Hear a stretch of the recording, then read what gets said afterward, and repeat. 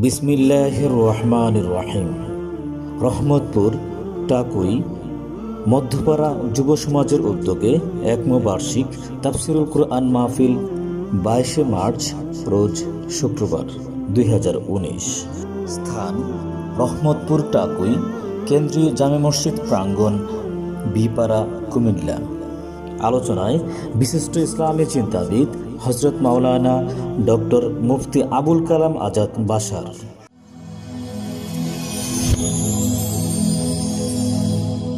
Rose TV 24. Enjoy by listening to the Holy Quran.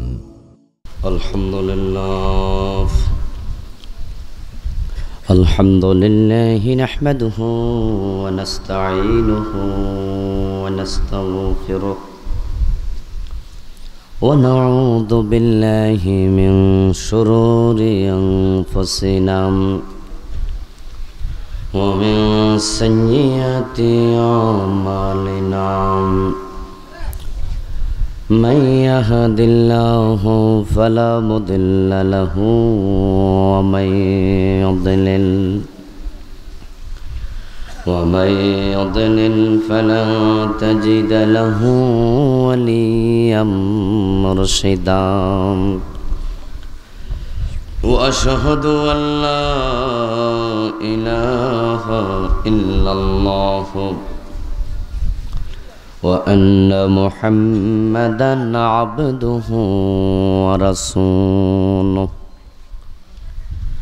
أما بعد فقد قال الله تعالى في كلامه المجيد.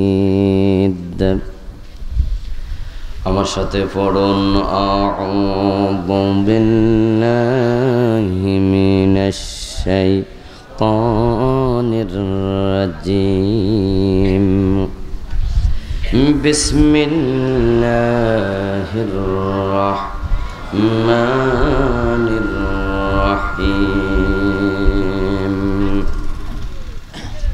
إن الذين آمنوا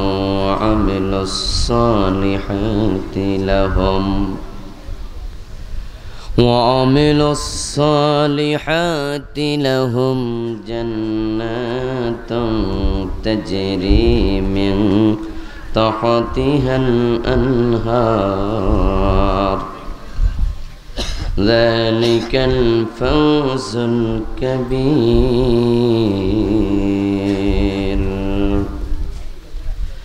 قال النبي صلى الله عليه وسلم: المؤمن كالجمل الأنف حيثما قيد انقاد. أو كما قال النبي عليه الصلاة والسلام. সকলে মেহেরবানি করে দুরূদ ইব্রাহিম পড়ুন। আল্লাহুম্মা সাল্লি আলা মুহাম্মাদিন ওয়া আলা আলি মুহাম্মাদ كما صليت على إبراهيم وعلى آل إبراهيم إنك حميد مجيد. اللهم بارك على محمد وعلى آل محمد كما باركت على إبراهيم وعلى آل إبراهيم إنك حميد مجيد. اللهم صل وسلم وبارك عليه. রহমতপুর মধ্যপাড়া যুব সমাজের উদ্যোগে আয়োজিত আজকে এই প্রথম বার্ষিক তাফসিরুল কোরআন মাহফিলের মুআজ্জাজ মুকাররম সম্মানীয় সভাপতি, সম্মানীয় বিশেষ অতিথিবৃন্দ, ইসলাম প্রিয় তাওহীদি জনতা, পর্দার অন্তরালের সতী সাধবী মা ও বোনেরা, আল্লাহ তাআলার পবিত্র দরবারে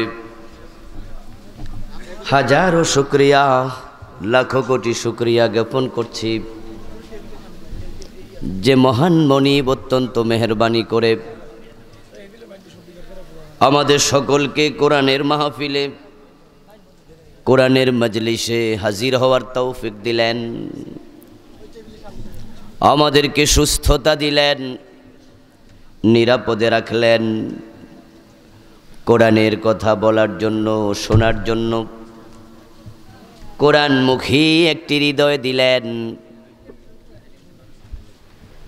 যে মহান মনিব এত নেয়ামতে আমাদের ধন্য করলেন, আলোচনার শুরুতেই মন প্রাণ উজাড় করে অন্তরের সবটুকুন শ্রদ্ধা এবং ভালোবাসা দিয়ে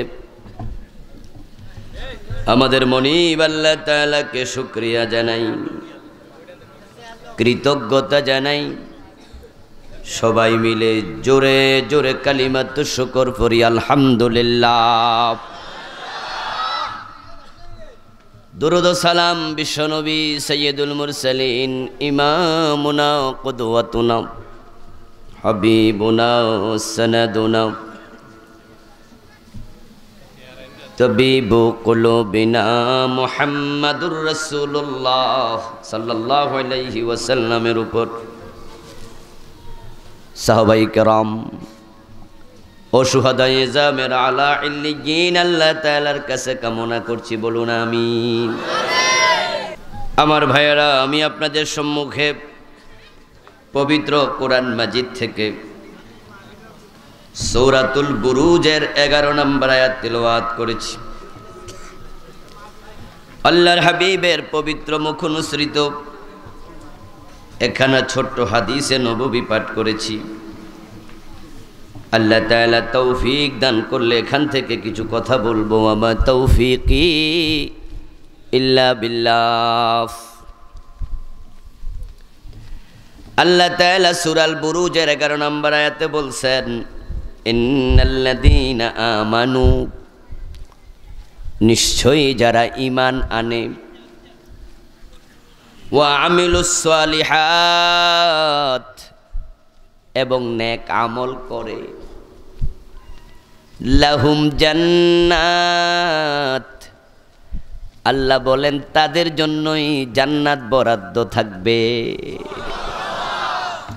নিশ্চয় যারা ঈমান আনে এবং নেক আমল করে, কানাত লাহুম জান্নাতুল ফিরদাউসি নুজুলা,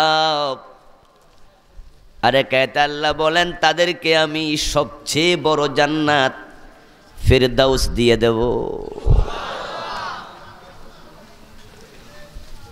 তাজরি মিন তাহতিহাল আনহার, যে জান্নাতের তলদেশ দিয়ে নহর প্রবাহিত থাকবে,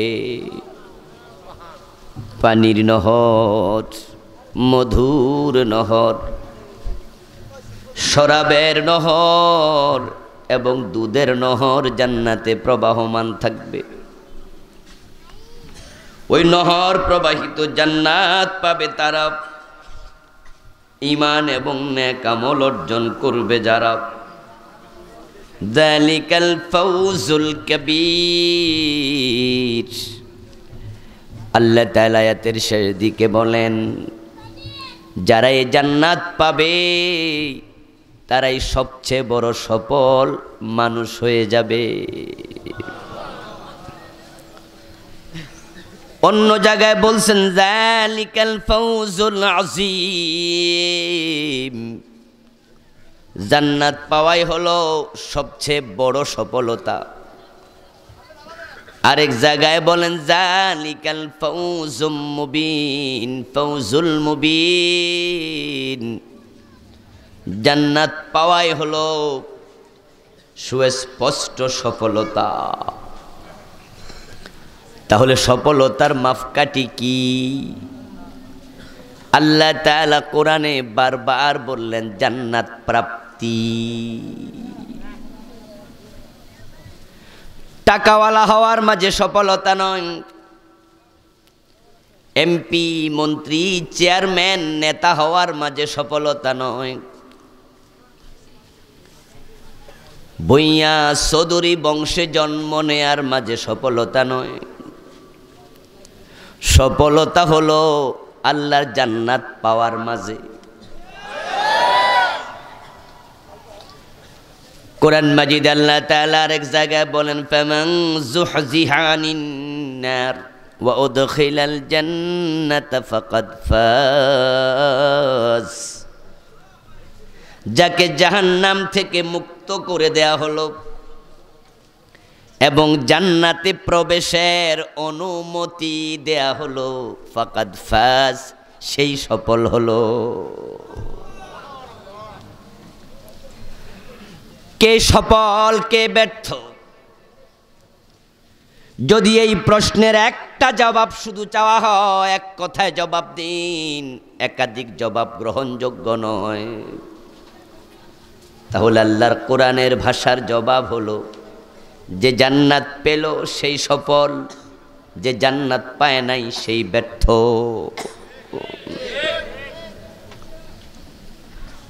আমার ভাইয়ারা, ক্ষমতাওয়ালায় সফল নয়। যদিও আমরা আজকে সফলতার জন্য চেষ্টা করছি, সফলতার চেষ্টা কার মাথায় নাই? সবাই সফল হতে চায়।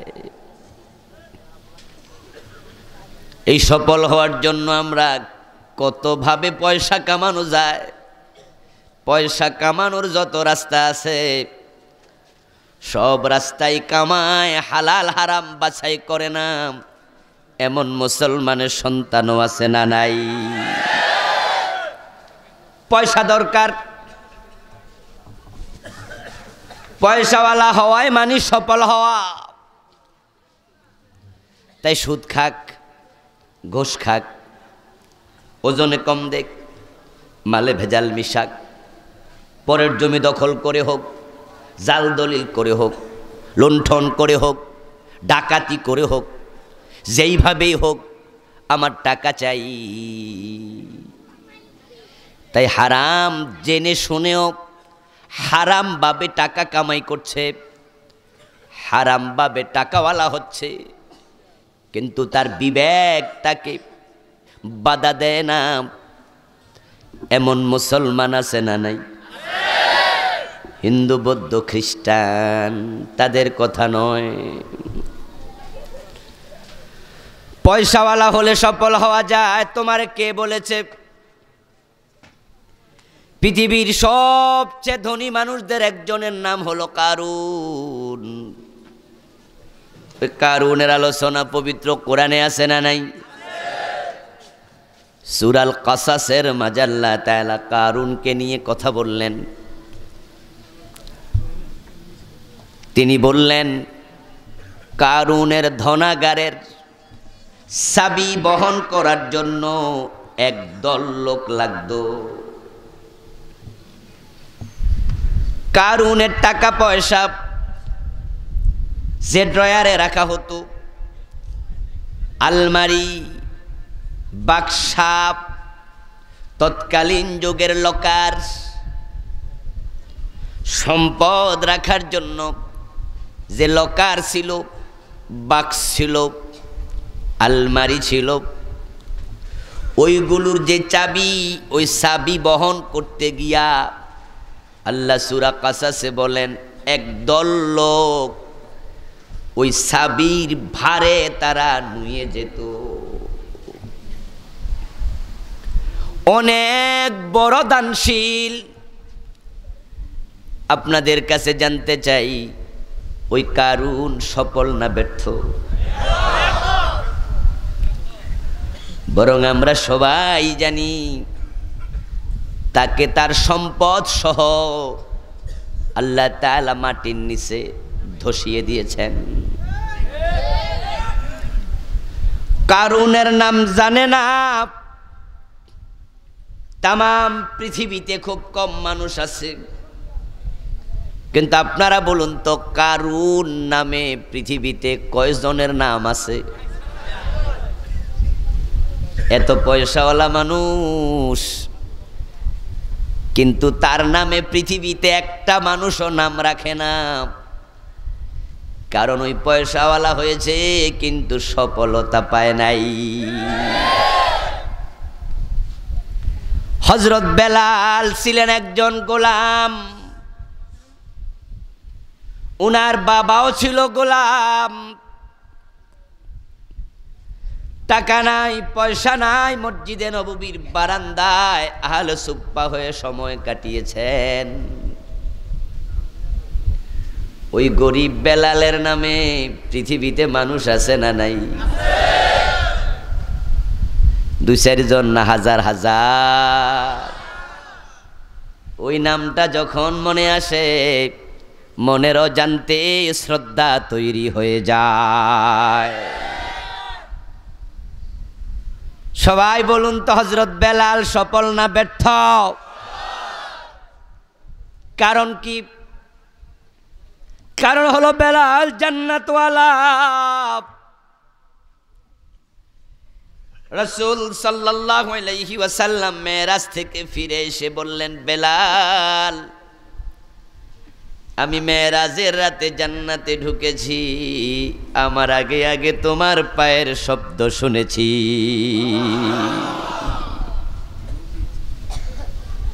হযরত বেলাল এমন ভাবে সফল হলেন, ফারুক আজম ওমর রাদিয়াল্লাহু তাআলা আনহু যখন খলিফাতুল মুসলিমিন, হযরত ওমর ছিলেন অর্ধ পৃথিবীর সম্রাট। কবি নজরুল বলেছেন, অর্ধ পৃথিবী করেছো শাসন, ধুলার তখ্তে বসে, খেজুর পাতার প্রাসাদ তোমার বারে বারে গেছে খসে। হযরত বেলালের জীবনীতে পাওয়া যায়, ওই অর্ধ দুনিয়ার সম্রাট ওমরের দরবারে হযরত বেলাল যখন যেতেন, হযরত ওমর চেয়ার ছেড়ে শুধু দাঁড়িয়ে যেতেন না, তিনি দরজা পর্যন্ত হেঁটে চলে যেতেন এবং যেতে যেতে বলতেন, আতানা সাইয়্যিদুনা বেলাল, আমার কাছে আমার নেতা বেলাল এসেছে। হযরত ওমর বেলালকে দেখে বুঝাতেন, আমি তোমাদের নেতা, আর বেলাল আমি ওমরের নেতা। আমার ভাইয়েরা, হযরত বেলালের টাকাওয়ালা ছিলেন না, তিনি পয়সাওয়ালা ছিলেন না, কিন্তু তিনি সফল। কারণ রাসূল বলেছে, বেলাল, আমার আগে আগে তোমার পায়ের শব্দ জান্নাতে শুনেছি। এতে বোঝা গেল হযরত বেলাল জান্নাতওয়ালা। যে জান্নাতওয়ালা হবে সেই হবে সফল। পয়সাওয়ালা হওয়ার মাঝে সফলতা নেই। তা আমরা কারুনকে দেখে বুঝলাম, ক্ষমতাওয়ালা হওয়ার জন্য আমাদের কত প্রচেষ্টা, কত চেষ্টা। বৃষ্টি আসছে না? সব চলে যাব নাকি আমরা? শুনতে চেষ্টা করি, পরিস্থিতি আমাদের বলবে, ঠিক কি না? পরিস্থিতি দেখে আমরা সিদ্ধান্ত নেব। পাশে কিন্তু মসজিদও আছে। যদি আমরা দেখি যে এখানে বসার পরিস্থিতি আর নাই, তাহলে আমরা দল বেঁধে মসজিদে ঢুকে যাব, ঠিক আছে? আমার ভাইয়েরা, বলছিলাম চেয়ারম্যান হওয়ার জন্য, মেম্বার হওয়ার জন্য, এমপি মন্ত্রী হওয়ার জন্য আমরা কত চেষ্টা করি। ক্ষমতার মাঝে যে সফলতা নাই, এটা তো আমরা ফেরাউনের দিকে তাকালে দেখতে পাই। ফেরাউন কি বাদশা ছিল না? ফেরাউন কি রাজা ছিল না? মিশর শাসন করেছে ফেরাউন কয়েক যুগের পর যুগ। কিন্তু আওয়াজ করে বলুন তো, ফেরাউন সফল না ব্যর্থ? ফেরাউন ব্যর্থ। মিশরের জাদুঘরে এখনো ফেরাউনের লাশটা আছে না নাই? যদি পাবলিক খোলা ফেরাউনের লাশ পাইতো, ওই প্রেসিডেন্ট ফেরাউনের কপালে চুমু খাইতো না জুতা দিয়া ফিডাইতো? মাস 6-7 আগে মিশরে গিয়েছিলাম ফেরাউনের লাশ দেখতে। মুসা নবীর দেশ মিশর, তাদের জাতীয় জাদুঘরে কাচের বাক্সার মাঝে ফেরাউনকে রেখে দিয়েছে, শুয়ে আছে শটান। ওর দেহটা প্রায় 3000 বছর পানির মাঝে ছিল। কত বছর? আল্লাহ কোরআন বলেন, আলিয়াউমা নুনাজ্জিকা বিবাদানিকা লিতাকুনা লিমান খালফাকা আয়া। ও ফিরাউন, তোরে পানিতে ডুবাইয়া মারলাম, কিন্তু তোর লাশটাকে পানিতে গলতে দেব না। করবেন না, মসজিদে যাবেন?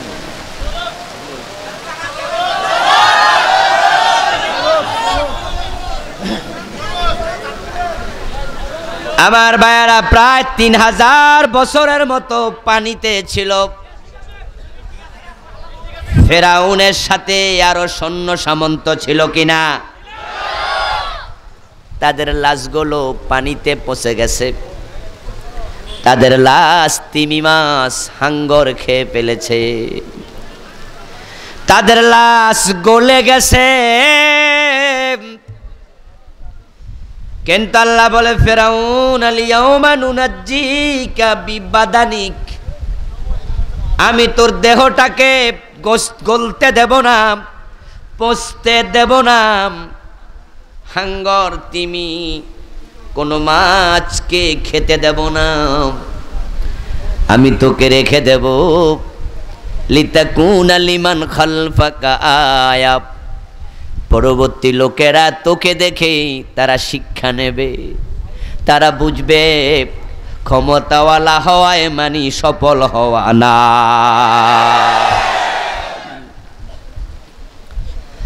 আমার ভাইরা, নমরুদের কি ক্ষমতা ছিল না? তাম পৃথিবী শাসন করেছে। যে কয়জন মানুষ, তাদের সংখ্যা হলো 4। পূর্ব থেকে পশ্চিম, উত্তর থেকে দক্ষিণ, সূর্য উঠতে যেখানে তাদের রাজত্ব ছিল সেখানে। ওই 4 জনের মাঝে 2 জন ছিল মুসলিম, 2 জন ছিল কাফের। মুসলিম 2 জন হলো হযরত সুলাইমান, আরেকজন হযরত যুলকারনাইন।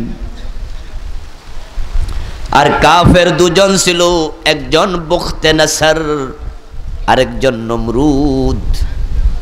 ওই নমরুদের রাজত্বের সীমানা ছিল গোটা বিশ্ব। আওয়াজ দিয়ে বলুন তো, এত বড় নেতা, এত বড় রাজা সফল না ব্যর্থ? আজকের পৃথিবীতে কোনো হিন্দু ও তার ছেলের নাম নমরুদ রাখে? কোনো ইহুদিয়ে রাখে? কোনো খ্রিস্টানে রাখে? কিন্তু সে ছিল বিশ্ব সেরা শাসক। সে যে কতটা ব্যর্থ আমরা তো ইতিহাস পড়ে জানি। যারা তাদেরকে সেলুট দিত, যারা তাকে সম্মান দিত, ওরাই তারে জুতা দিয়া পিটাইয়া মারছে।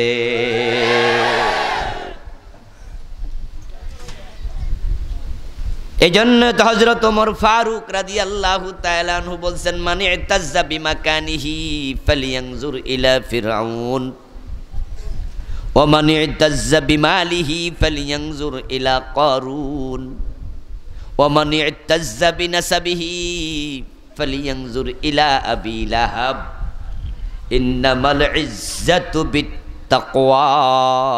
আওয়াজ দিয়ে বলেন সুবহানাল্লাহ।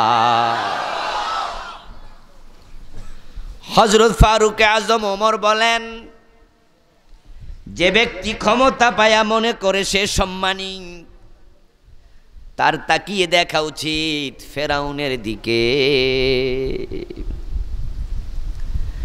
তুমি যত বড় এমপি হও, যত বড় মেম্বার হও, চেয়ারম্যান হও, মন্ত্রী হও, প্রধানমন্ত্রী হও, ফেরাউনের ক্ষমতা তোমার চেয়ে কম না বেশি ছিল?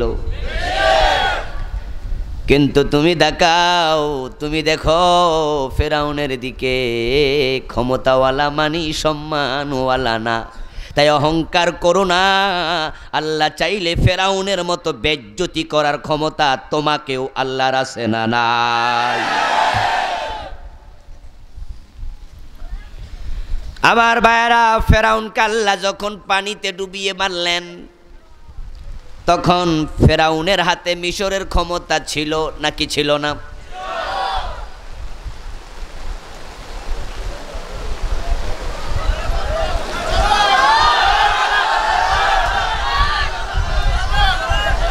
এটা জিকির করুন, লা ইলাহা ইল্লাল্লাহ, লা ইলাহা ইল্লাল্লাহ, লা ইলাহা ইল্লাল্লাহ, লা ইলাহা ইল্লাল্লাহ।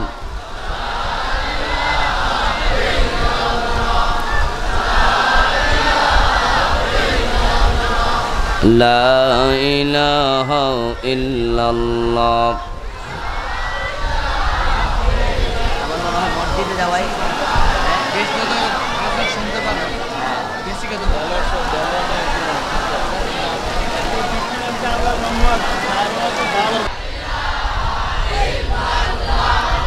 লা ইলাহা ইল্লাল্লাহ, লা ইলাহা ইল্লাল্লাহ,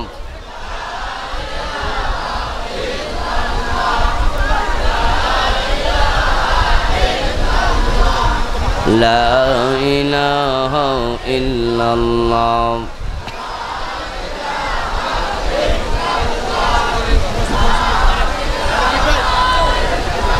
লা ইলাহা ইল্লাল্লাহু মুহাম্মাদুর রাসূলুল্লাহ।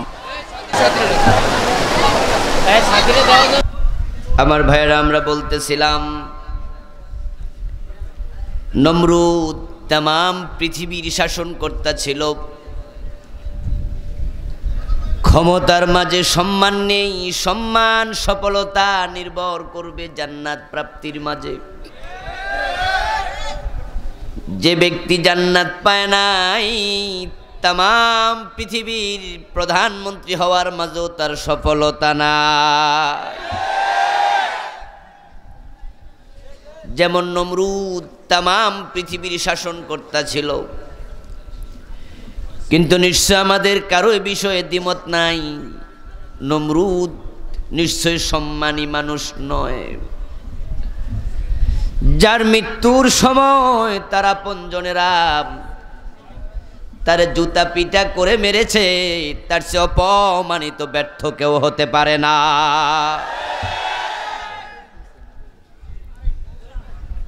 আমার ভাইরা, নমরুদের যে জুতা দিয়া পিটাইলো, ওই জুতা কিন্তু আপনাদের পায়ের প্লাস্টিকের জুতা ছিল না,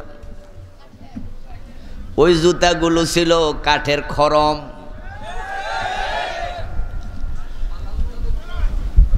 যারা তাকে স্যালুট করত তারাই খড়ম দিয়া পিটাইছে। এতে বোঝা যায় অহংকারী হইও না, খোদাদ্রোহী হইও না। তোমার যতই ক্ষমতা থাকুক, আল্লাহ চাইলে তোমাকে ক্ষমতায় রাখা অবস্থায় জুতার বাড়ি খাওয়াতে পারে। নমরুদ যেদিন জুতার বাড়ি খেলো, ওই দিন কি সে ক্ষমতা অন্য কারো কাছে হস্তান্তর করে দিয়েছিল? তখন সে কি সাবেক প্রেসিডেন্ট ছিল না বর্তমান প্রেসিডেন্ট, রানিং প্রেসিডেন্ট? ফেরাউন যখন পানিতে ডুবলো, তখন সে কি সাবেক প্রেসিডেন্ট না রানিং প্রেসিডেন্ট? ও বন্ধু, দেখো তাকায়া, রানিং প্রেসিডেন্ট ফেরাউন, তাকে আল্লাহ ক্ষমতায় রাইখা পানি চুবাইছে। ফেরাউন যখন পানিতে ডুবে, তখন সে ঘুমে ছিল না সজাগ ছিল? ফেরাউনকে যারা সহযোগিতা করত বিভিন্ন জুলুমের কাজে, ইউযাব্বিহুনা আবনাকুম ওয়াস্তাহিউনা নিসাকুম। আল্লাহ কোরআনে বলেন ফেরাউনের আদেশে বনি ইসরাইলে ছেলে জন্ম নিলে জালেমগুলো জবাই করে দিত। ওই ফেরাউনের জুলুমের কাজে যারা ফেরাউনকে সহযোগিতা করত, ফেরাউন যখন ডুবে মরে তখন তারা দূরে ছিল না, তারাও কাছে ছিল। আমাদের জন্য এগুলোই হলো শিক্ষা। ফেরাউনের সৈন্যরা ফেরাউনের সাথে ছিল। ফেরাউন রানিং প্রেসিডেন্ট ছিল। ফেরাউন ঘুমন্ত গাফেল নয়, বরং সে ছিল সজাগ এবং সচেতন।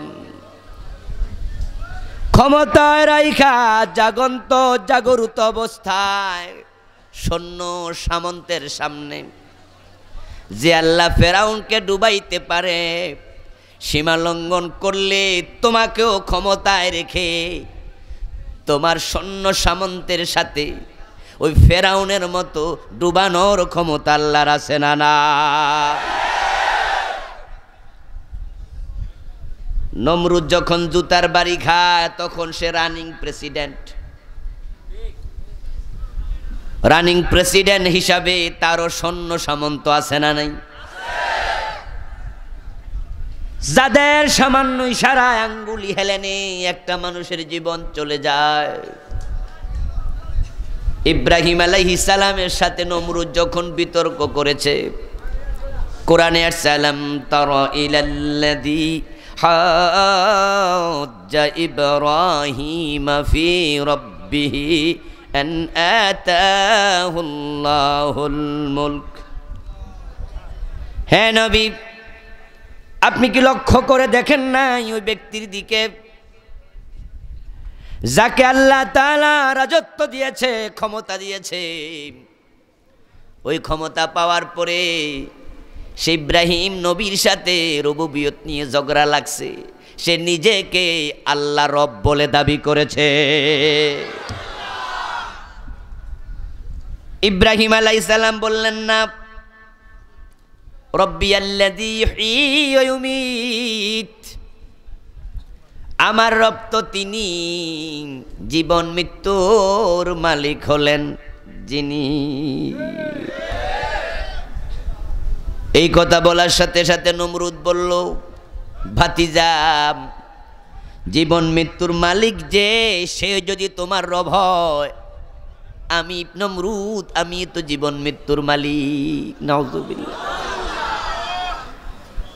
ইব্রাহিম আলাইহিস সালাম তার কথাতে আশ্বস্ত হলেন না, বিশ্বাস করলেন না। মানুষের চেহারার দিকে তাকাইলে বোঝা যায় আপনার কথাটা সে কিভাবে রিসিভ করতেছে। চোখ হলো মনের আয়না, তাই যার সাথে কথা বলবেন সে আপনার কথা বিশ্বাস করলো কি করলো না, চোখের দিকে তাকাইলো বোঝা যায়। ইব্রাহিম আলাইহিস সালাম নমরুদের কথা যে বিশ্বাস করেন নাই, এটা নমরুদ বুঝে ফেলল। তাই সে দুইজন কয়েদি নিয়ে আসলো, বলল জেলখানা থেকে দুইজন কয়েদি নিয়ে আসো। দুইজনকে নমরুদের সামনে হাজির করা হলো। সে তলোয়ার হাতে নিয়া একজনের কল্লার গর্দান বরাবর কল্লা বরাবর মারল। দেহ থেকে গর্দানটা আলাদা হয়ে গেল। কোনো রকমের বিচার নাই, কোনো রকমের আপিলের ব্যবস্থা নাই, কোনো রকমের সেখানে উকিল নাই, ব্যারিস্টার নাই, আর্গুমেন্টের সুযোগ নাই। লোকটা অপরাধী নাকি অপরাধী না, অপরাধ প্রমাণের কোনো ব্যবস্থা নাই। শুধুমাত্র নমরুদ তার ক্ষমতা দেখানোর জন্য হাতের তলোয়ারটা তার গর্দানে লাগায়া কোপ মেরে দেহ থেকে কল্লা আলাদা করে ইব্রাহিম নবীকে বুঝাইয়া দিল, দেখো মৃত্যুর মালিক আমি।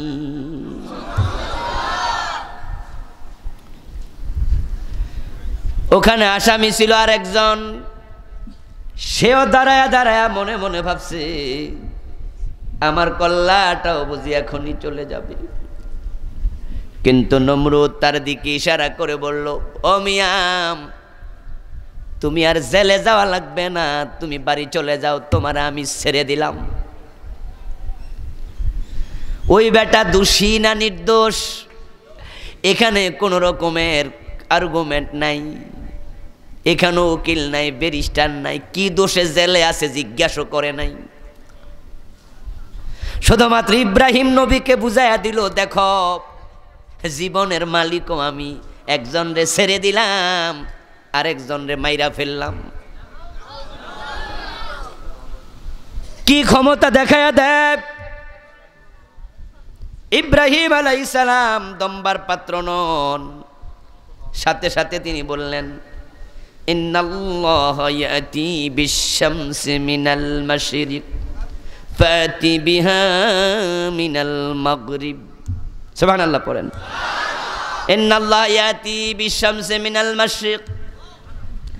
তুমি আল্লাহ হওয়ার বড় শখ, তুমি ক্ষমতা পায়া অহংকারী হয়ে গেছো, তুমি রব হতে চাও, তাহলে তোমার ক্ষমতা আমি আরো একটু দেখতে চাই। আমার আল্লাহ তো তিনি, যিনি প্রতিদিন সকাল বেলায় সূর্যকে পূর্ব দিক থেকে তোলেন। তুমি যদি এতই ক্ষমতাওয়ালা হও, তাহলে আগামী দিন সকাল পর্যন্ত আমি অপেক্ষা করব তোমার রাজদরবারে। তুমি ওই সূর্যটাকে একটু পশ্চিম দিক থেকে তুলে আমারে দেখাও। আল্লাহ বলেন, ফাবুহিতাল্লাযী কাফার, এই জালেম, এই কাফের এবার মাথা নত করে বলে, ভাতিজা পেঁচে ফালাইয়া দিলা, এটা তো আমি পারি না।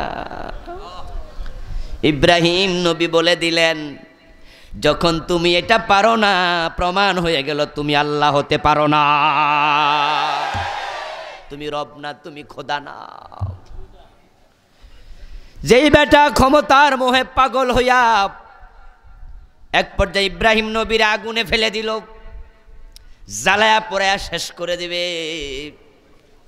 ও বন্ধু, ওই ক্ষমতাওয়ালা নমরুদের আল্লাহ কয়, ঠিক আছে যা, তোরা আমি বেজ্জতি করে ছাড়বো। পাবলিক যখন নমরুদের জুতা পিটা করে, তখন সে ছিল রানিং প্রেসিডেন্ট, তার সৈন্যের অভাব নাই, তার কথায় কত মানুষের জীবন যায়, ইশারায় কল্লা পইরা যায়। কিন্তু আল্লাহ কয়, ক্ষমতার মাঝে সম্মান নাই, আমি তোরে দেখাচ্ছি একটা ঠ্যাংভাঙ্গা মশা, যেটা নিজেই হলো প্রতিবন্ধী, ঠিক না? ঠ্যাংভাঙ্গা লোক যখন রাস্তা দিয়ে যায়, গাড়ি উঠতে লাগে, তখন দেখবেন গাড়ির যাত্রীরা ড্রাইভারের ধমকায়া কয়, ও ড্রাইভার, গাড়ি পুরা বন্ধ করো, প্রতিবন্ধী উঠবো। হেল্পার যদি দরজা দাঁড়ায়া থাকে, পাবলিক ধমকায়া কয়, বেটা নাইমা উনারে তোল, বলে না, এই নাম নাইমা উনারে তোল। প্রতিবন্ধী মানুষটা নিজে নিজে অক্ষম, সক্ষম না, তাকে সহযোগিতা কর, হেল্প কর। ও বন্ধু, যে নিজে চলতে অক্ষম তাকে বলে প্রতিবন্ধী, ল্যাংড়া, খোড়া। আল্লাহ তাআলা একটা শক্তিশালী মশারে কইতে পারতো, নমরুদের নাকে দিয়া ঢোক। আল্লাহ কয়, না রে না, তোর ক্ষমতার অহংকার চূর্ণ করতে আমার শক্তিশালী মশা দরকার নাই, প্রতিবন্ধী মশা যথেষ্ট। নাকে দিয়া ঢুকাইয়া দিছে, কয় মাথার ছাদে চইলা যা, একবারে 3 তলায়, ওখানে গিয়ে মশা কামড় দেয়। তৎকালীন যুগে আজকের মতো সিটি স্ক্যানের ব্যবস্থা ছিল নাকি? আজকে তো মাথা পুরা স্কাল খুলে তারপরে মগজ বের করে করে চিকিৎসা করে না? যাদের ব্রেন হ্যামারেজ হয়, স্ট্রোক করে, ব্রেন হ্যামারেজ হয়, এই স্কালটা খুলে তারপরে রক্ত বের করে আনে। তৎকালীন যুগে এই চিকিৎসা ব্যবস্থা ছিল নাকি? নমরুদ বোঝে নাই কিসের ব্যথা, লোকজনকে বলে মাথা একটু চাপ দে। মাথা যখন চাপ মারে মশা তখন চুপ কইরা যায়, আবার যখন চাপ বন্ধ মশা কামড়ানো শুরু করে। নমরুদ কয় চাপে হইতো না, আরো জোরে মার। ও বন্ধু মশা আরো জোরে কামড়া। এক পর্যায়ে নমরুদ কয় আমার একটু কিল দে, জোরে দিলে মজা লাগে। মশা আল্লাহর হুকুমে যত জোরে কিল দেয় জোরে আরো কামড় দেয়। কয় আরো জোরে দে, আরো জোরে দে। এক পর্যায়ে কয় হবে না, আমারে মাটিতে শোয়া। মাটিতে শোয়াইয়া দিল, চাপ দে মাথার মাঝে। রানিং চেয়ার, রানিং প্রেসিডেন্টকে পাবলিক এখন শোয়াইয়া চাবে। তাহলে বেশি অহংকার দেখাও না, তোমারও মাটিতে শোয়াইয়া দিতে আল্লাহর এক সেকেন্ড লাগে না। আর শেষ পর্যন্ত খরমের ফিটা খুইলা ফিডা। আর হেরাও এতদিন আমাদেরও কম জ্বালাইছো না, চান্স পাইয়া পিটাইয়া মাথা ফাটাইয়া দিছে। নমরুদ আল্লাহ কয় জাহান্নামে চলে যা। এই জন্য হযরত ওমর বলেন টাকার মাঝে স্বর্ণ সম্মান নয়, সফলতা নয়। ক্ষমতার মাঝে সফলতা নয়, সফলতা হলো তাকওয়ার মাঝে।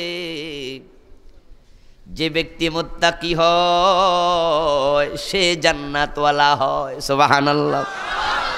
তিলকাল জান্নাতুল্লাতী নুরিসু মিন ইবাদিনা মান কানা তাকিয়া।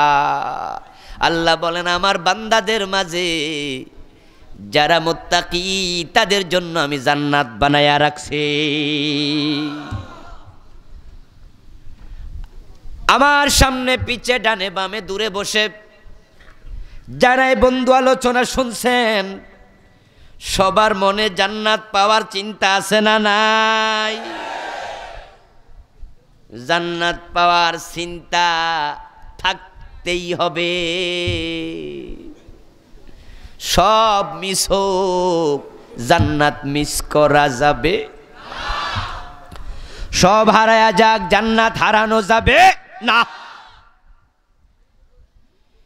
এজন্য প্রত্যেকটা মুমিনের আল্লাহর কাছে দোয়া থাকবে, প্রভু জান্নাত দাও, জান্নাত দাও, জান্নাত দাও। যদি ছেলে কেড়ে নিতে চাও নিয়া হলো জান্নাত দাও, মেয়ে কেড়ে নিতে চাও তারপরও জান্নাত দাও, স্ত্রী কেড়ে নিতে চাও ওইটা কেড়ে নিয়ে হলো জান্নাতটা কেড়ে নিও না, জান্নাত দাও। সম্পদ কেড়ে নিতে চাও কেড়ে নিয়ে হলো জান্নাত দাও। প্রভু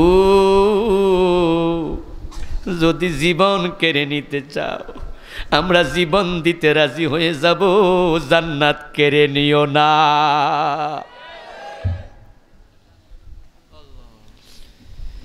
শুধু আল্লাহর জান্নাত পাওয়ার জন্য, দুনিয়ার লোভে নয়, দুনিয়ার ক্ষমতার জন্য নয়, টাকার জন্য নয়, পয়সার জন্য নয়, শুধু আল্লাহর জান্নাত পাওয়ার জন্য হাসতে হাসতে ফাঁসির রশিতে ঝুলেছে এমন আল্লাহর বান্দাও আছে না? না। বেলালের গলায় রশি লাগায়া টানে, বেলাল বেহুশ হয়ে যায় কিন্তু ঈমান ছাড়ে না। কারণটা কি?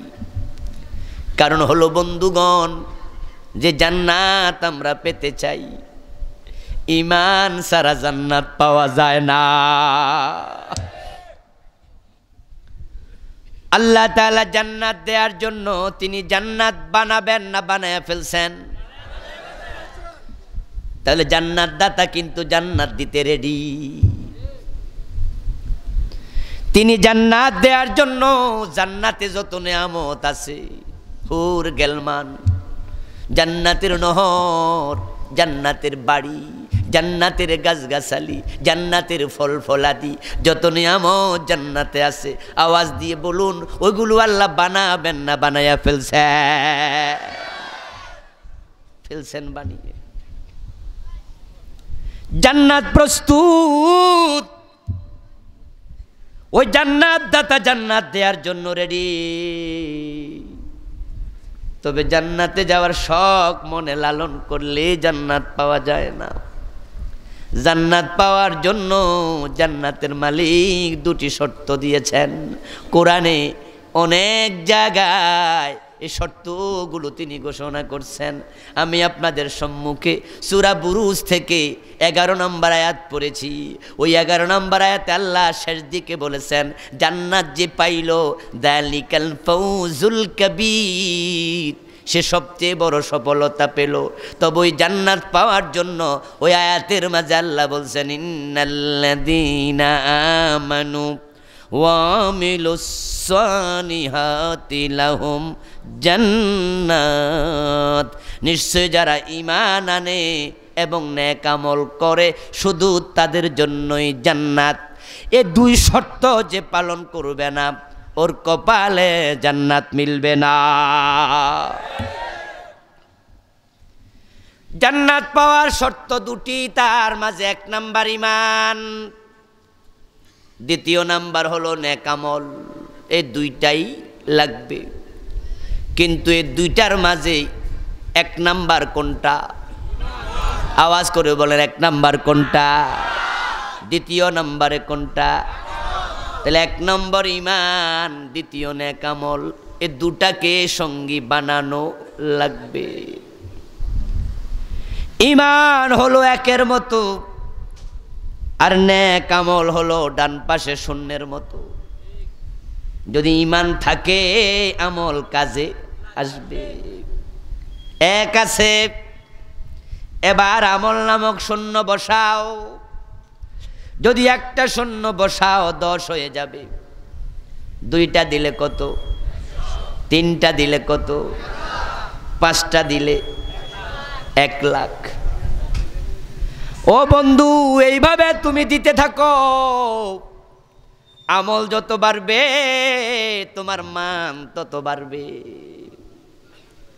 কিন্তু ভালো করে শোনো, ওই 1 নামক ঈমান যেন কখনো মুছে না যায়। কারণ তোমার শূন্য যতই থাকুক, আমল যতই থাকুক, 1 যদি না থাকে ওই শূন্যগুলোর মূল্য কত। আমাদের দেশে যারা কাদিয়ানি তারা কি নামাজ পড়ে না? কথা বলেন, নামাজ পড়ে না? তো নামাজ কি নেক আমল নয়? কাদিয়ানি কি রোজা রাখে না, দাড়ি রাখে না, জিকির করে না, কোরআন তেলাওয়াত করে না, জান্নাত পাবে? তাদের নামাজ রোজার দাম কত? 1 আনাও নাই। কারণ যাদের ঈমান নাই তাদের আমলের কোনো মূল্য নাই। এখন আমাদের ঈমান দরকার আছে না নাই? কাদিয়ানি কাফের, এখন আপনি মোমেন, তার প্রমাণটা কি? আমি আপনাকে ডেকে আমার সামনে দাঁড় করাইয়া যদি আপনাকে বলি আপনি কাফের, আপনি বলবেন আমি মোমেন, আমি আপনাকে বলবো ঈমানটা দেখান, পারবেন? এটা দেখানো যায়? এটা কি দেখা যায়? এটা কি ধরা যায়? আল্লাহ রাসূল বলছেন, ইয়াতি আলান নাসি জামান ইয়াজতামিউনা ফিল মাসাজিদি লাইসা ফীহিম মুমিন। এমন একটা জামানা ভবিষ্যতে আসবে, যেই জামানার মানুষগুলো মসজিদে জামাতের সাথে নামাজ পড়বে, কিন্তু তাদের মাঝে একজন মুমিন থাকবে না। ইমামও ঈমান নাই, মুয়াজ্জিনেরও ইমাম নাই, মুসল্লিদেরও নাই।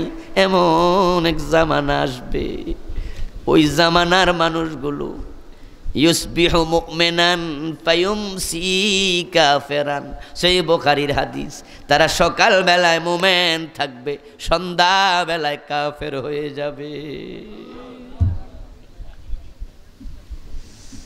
আরেক হাদিসে রাসূল বলেন সাবিরু মিনহুম আলা দীনিহি কাল কাবিজ আলাল জামার।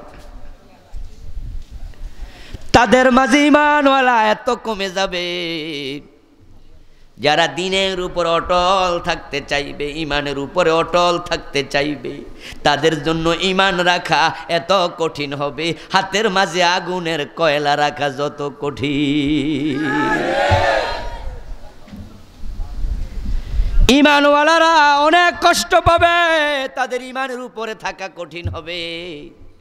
কিন্তু আমরা তো ঈমানওয়ালা দাবি করতেছি, কই কোনো কঠিন তো নাই, কোনো কষ্ট তো নাই, আমরা তো বড় মজায় আছি। ও বন্ধু,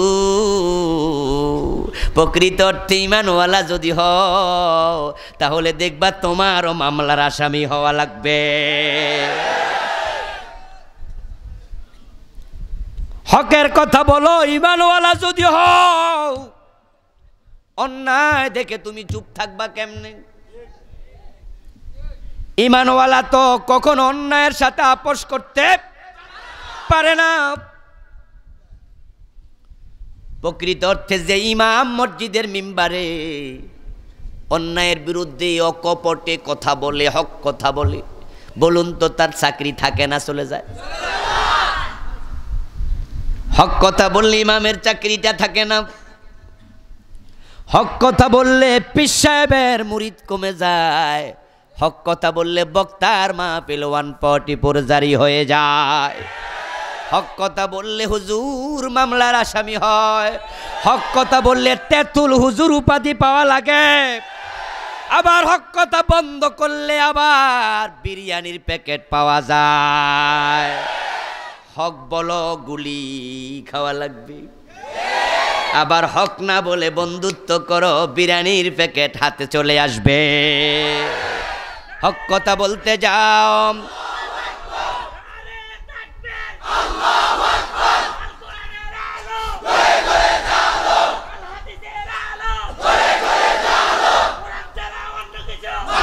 আমার ভাই 15 দফা কর্মসূচি নিয়ে রাস্তায় নামছে, মনে আছে না নাই? নাকি 11 দফা? 15 দফা।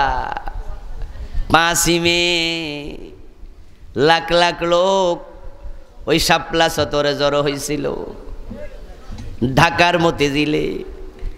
এক রাতে গুলি খাইয়া তারপরে পলানো লাগছে। যাদেরকে গুলি দিছে, যাদেরকে পিটাইছে, কয়দিন আগে সোহরাওয়ার্দী উদ্যানে তাদেরকে আবার হালুয়া রুটি খাওয়াইছে। এখানে আপনারা অনেকে আছেন, আমিও তাদের একজন। ওই 5ই মে আমিও ছিলাম সেখানে। বন্দুক কারণ কি? কেন? ওই যে 15 দফা নিয়ে গেছিল, ওই 15 দফার কয় দফা বাস্তবায়ন হয়েছে? সেখানে ছিল সংবিধানে আল্লাহর উপরে আস্থা আবার পুনঃস্থাপন করা লাগবে। ওইটা কি হয়েছে নি? সেখানে ছিল মেয়েরা বেপর্দায় বের হতে পারবে না, মেয়েদের পর্দার আইন করা লাগবে। পর্দা কায়েম হয়েছে। শিক্ষা ব্যবস্থা ইসলাম ঢুকাতে হবে, কোরআন হাদিস ঢুকাতে হবে। আমাদের স্কুল কলেজে কোরআন হাদিস ঢুকে গেছে তো 15টার একটাও তো কায়েম হইল না। এখন হালুয়া রুটি খান ঘটনা কি? এখন যে পাস হয়ে সালাম করে কারণটা কি? এখন যে গলা জড়ায় ধরে সুমা খায় ঘটনা কি? এর কারণ হলো ওই 15 দফা ছিল হকের দাবি, আর হকের দাবিতে সামনে আগাও, কালকেও গুলি খাওয়া লাগবে। আর হক থেকে চুপ করে যাও, তোমার কপালে চুমু খাবে। কথা আছে, বোবার কোনো শত্রু নাই, ঠিক না? ঠিক। বোবা মানুষ, এর কোনো শত্রু থাকে না। এর কারণ সে তো কারো বিরুদ্ধে কিছু কয় না, কইব কেমনে? কওয়ার ক্ষমতাই তো।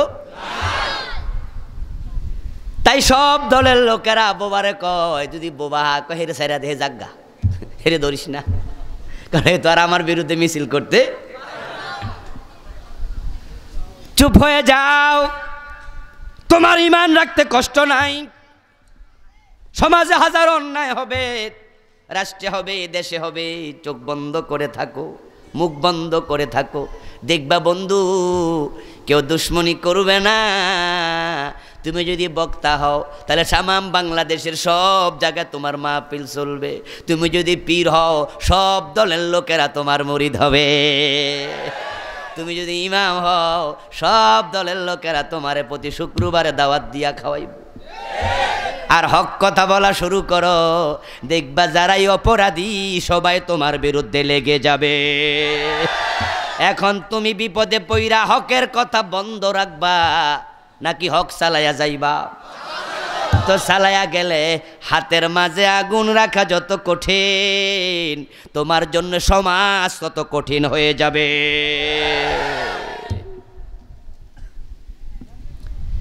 ঈমান আপনাকে আমাকে বুঝে শুনে নিতে হবে বন্ধু। ঈমান যদি থাকে তাহলে আপনার জান্নাত আছে। সুবহানাল্লাহ। এই দুনিয়াতে ঈমানের মতো বড় কোনো নেয়ামত আর নেই। এই জন্য সব হারাবো কিন্তু ঈমান হারানো যাবে না। প্রয়োজনে ছেলে ছেড়ে দেব, মেয়ে ছেড়ে দেব, বউ ছেড়ে দেব, মা ছেড়ে দেব, বাপ ছেড়ে দেব, প্রয়োজনে জীবনটা পর্যন্ত বিকিয়ে দেব, কিন্তু ঈমান ছাড়া যাবে না। কারণ যার ঈমান নাই সে ব্যর্থ হয়ে যাবে, আর যার ঈমান আছে সে সফল হবেই। আল্লাহর হাবিব তাই তো বলেছেন, মান ক্বালা লা ইলাহা ইল্লাল্লাহু সুম্মা মাতা আলাইহি দাখালাল জান্নাহ মা মিন আহাদিন ইল্লা ক্বালা লা ইলাহা ইল্লাল্লাহু ইল্লা দাখালাল জান্নাহ মান ক্বালা লা ইলাহা ইল্লাল্লাহু দাখালাল জান্নাহ মান ক্বালা লা ইলাহা ইল্লাল্লাহু মিন কিবালি নাফসিহি দাখালাল জান্নাহ। একটা দুইটা না, ডজন ডজন হাদিস আসছে।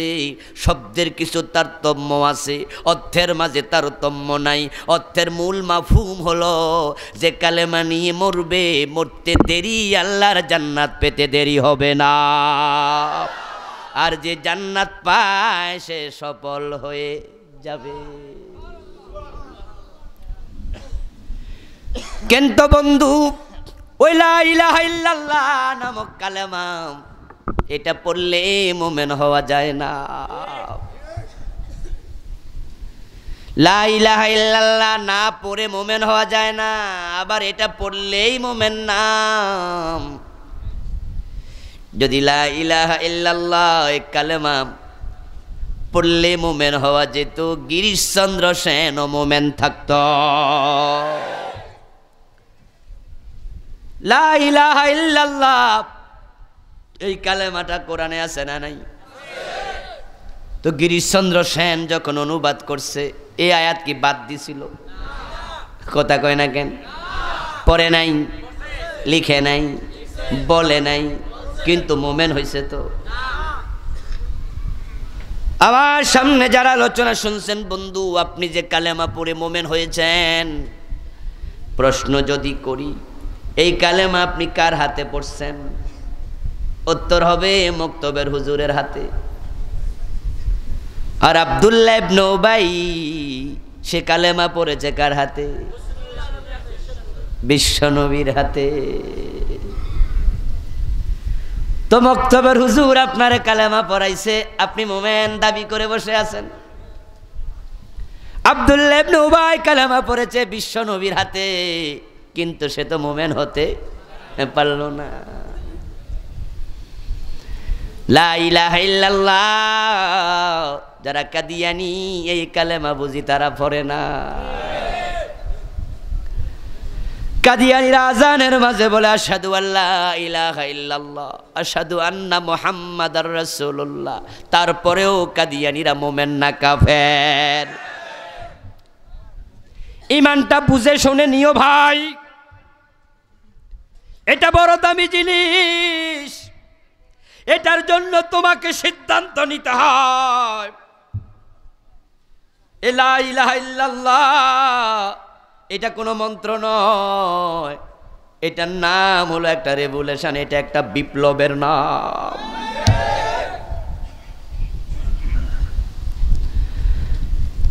লা ইলাহা ইল্লাল্লাহ কালেমা অনেক দামি, এর চেয়ে দামি কোনো কালেমা নাই। এটার নাম ঈমান। এই পৃথিবীতে আল্লাহ যত নিয়ামত দিয়েছে, ওই নিয়ামতের যদি তুমি তালিকা করো, ওই কালেমা হবে সর্বশ্রেষ্ঠ নিয়ামত। এই দামি নিয়ামত আল্লাহ শুধু তারে দেয় যারে তিনি জান্নাত দিতে চান।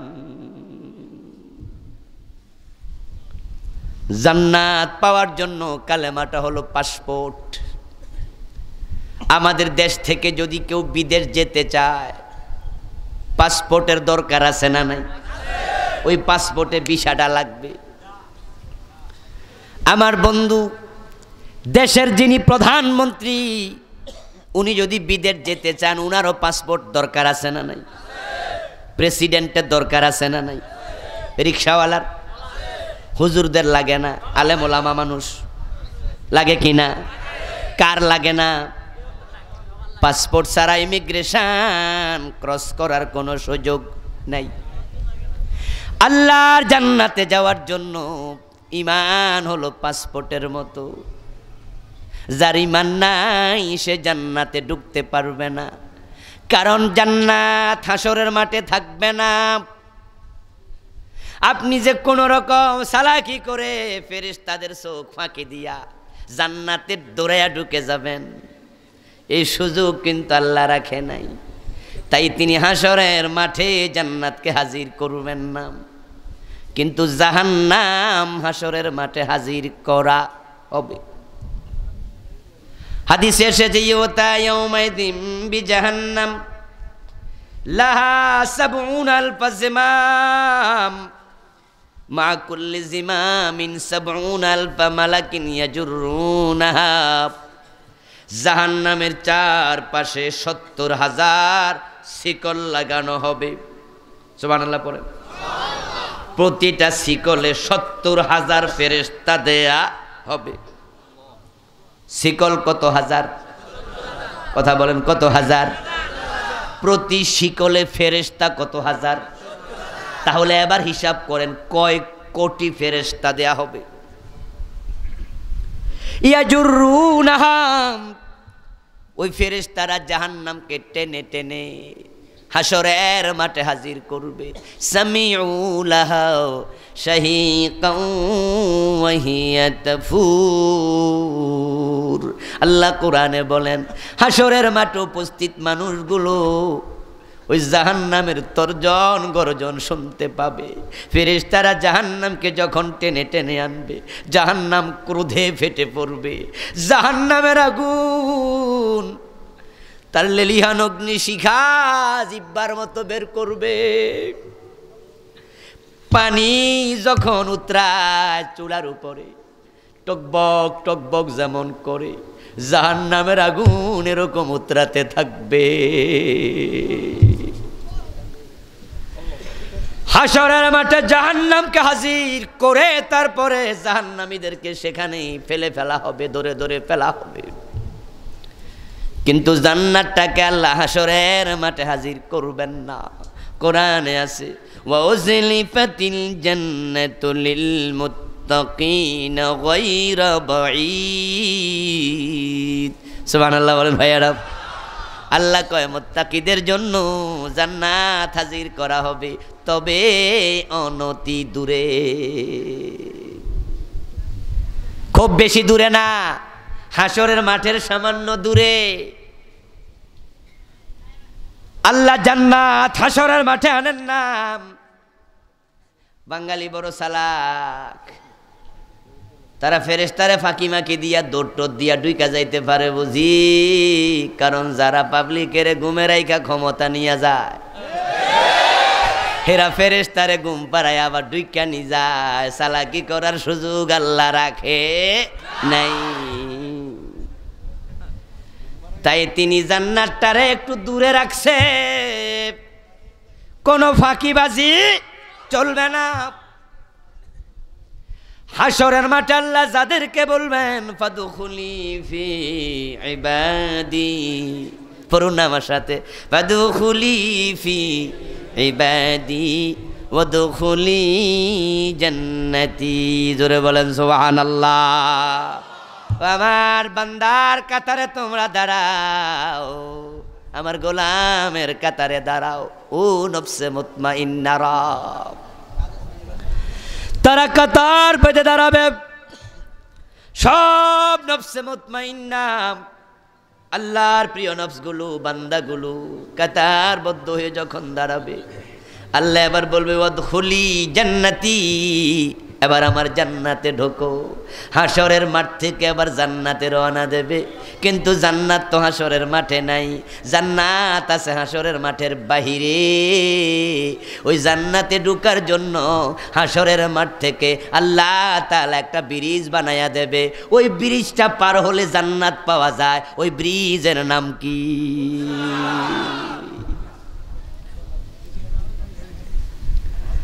قال النبي صلى الله عليه وسلم يضرب الصراط على ظهراني جهنم, সহিহ বুখারীর হাদিস। বিশ্বনবী বলেন জাহান্নামের পিঠের উপর দিয়া ফুলসেরাত বানানো হবে। হাসরের মাঠে জাহান্নাম, তার উপর দিয়া যাবে ব্রিজ। আমাদের দেশে এখন ফ্লাইওভার আছে না নাই? দেখছেন না? ফুটওভার ব্রিজ আছে না নাই? নিচে সুন্দর রেল লাইন, উপর দিয়া চলে গেছে ব্রিজ। আমাদের কুমিল্লা আছে না নাই? এই যে কুমিল্লা বিশ্ব রোডে আছে, শাসন গাছে আছে, আছে না? আজকের প্রযুক্তি আমাদের এগুলো বুঝাইয়া দেয়। নিচে জাহান্নাম, উপর দিয়ে একটা ব্রিজ হবে। ইউদরাবুস সিরাতু আলা যহরানাই জাহান্নাম, ওই ব্রিজটা উপর দিয়া যাবে। হযরত আবু সাঈদ খুদরি রাদিয়াল্লাহু তাআলা আনহু বলেন আন্নাহু বালাগানি আন্নাহু ইয়াকুনু ওয়া দাক্কা মিনাশ শারা ওয়া হাদ্দা মিনাস সাইফ, আমার কাছে হাদিস পৌঁছেছে, আমি রাসূল থেকে শুনেছি ওই ব্রিজ হবে চুলের সে চিকন, তলোয়ারের সে ধারালো।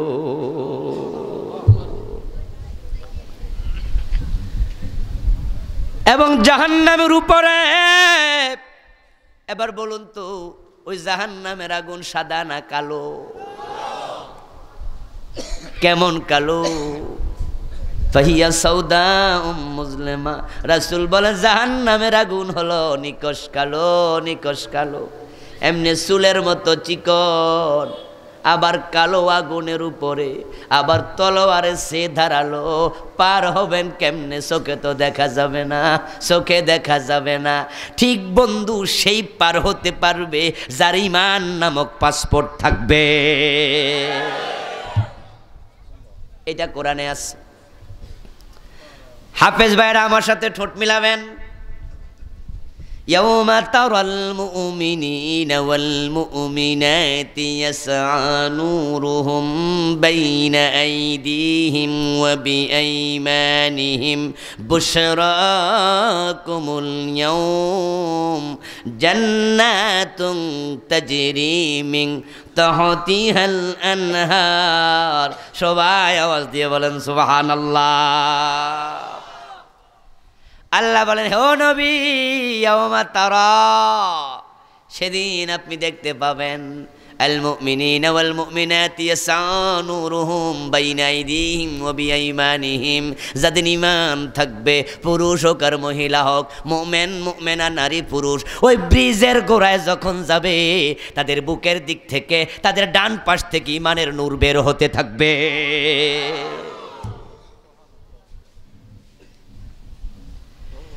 যার ঈমান নাই সে ব্রিজ দেখতে পাবে না। আমার ভাই, আমি যে স্টেজে বসে আছি, যদি এখানে একটা গর্ত, যে নিচটা আছে, এই নিচ জায়গাটার 5 হাত দূরে আর একটা এরকম স্টেজ দেয়, আমরা 10 জন মানুষ এখানে আছি, চিকন করে আপনি একটা এত মোটা বাঁশ অথবা 2টা বাঁশ এখান থেকে ওখানে ওই জায়গায় দিছে ওই স্টেজে, এখন যদি আমাদেরকে বলে লাইট নিভাইয়া দিয়া আপনারা ওইখানে যান, যারা বাঁশের উপরে পা রাখবে সে আস্তে আস্তে করে পার হলেও হতে, কিন্তু যে বাঁশ পাবে না সে যেতে চাইলে নিচে পড়বে কিনা? কথা কি বোঝেন না? নিচে পড়বে কিনা? ওই ফুলসেরাতের নিচে কি আছে? জাহান্নাম। ঈমান ছাড়া যাওয়া যায় না, যাওয়া যায় না। তাই তো বন্ধু, পৃথিবীতে যত নবী আছে সব নবী মানুষকে 1 নম্বরে দাওয়াত দিছে কিসের? কথা বলেন না, কিসের? লাকাদ আরসালনা নূহান ইলা কওমিহি ফাকালা ইয়া কওমি ইবুদুল্লাহ মা লাকুম মিন ইলাহিন গায়রুহু। আল্লাহ তাআলা বলেন, আমি নূহ নবীকে পাঠিয়েছি তার জাতির কাছে 950 বছর, শুধু একটা দাওয়াত দিছে, মা লাকুম মিন ইলাহিন গায়রুহু। ও আমার উম্মতেরা, তোমরা বলো আল্লাহ ছাড়া কোনো ইলাহা নাই, মানে লা ইলাহা ইল্লাল্লাহ, এই কালেমাটা গ্রহণ করো। 950 বছরে এই কালেমা গ্রহণ করেছে মাত্র 40 জন। বরং জালেমেরা উনাকে কালেমার দাওয়াত কেন দেয়? তারা আঘাত করত, মারত। এক পর্যায়ে তিনি আল্লাহর কাছে বদদুয়া দিয়ে বসলেন, রব্বি লা তাযার আলাল আরদি মিনাল কাফিরিন দাইয়ারা, রব্বি লা তাযার আলাল আরদি মিনাল কাফিরিন দাইয়ারা। হে আমার রব, এই কাফের একটারও বাঁচায়া রাখো না। আল্লাহ কো কবুল কবুল, তুমি একটা নৌকা বানাও। দোতলা নৌকা বানালেন, লঞ্চ বানালেন, প্লাবন শুরু হয়ে গেল। আল্লাহ তাআলা কয়, ওই ইমানদারদেরকে নৌকায় তোলো। ওই 40 জনকে তিনি নৌকায় তুললেন।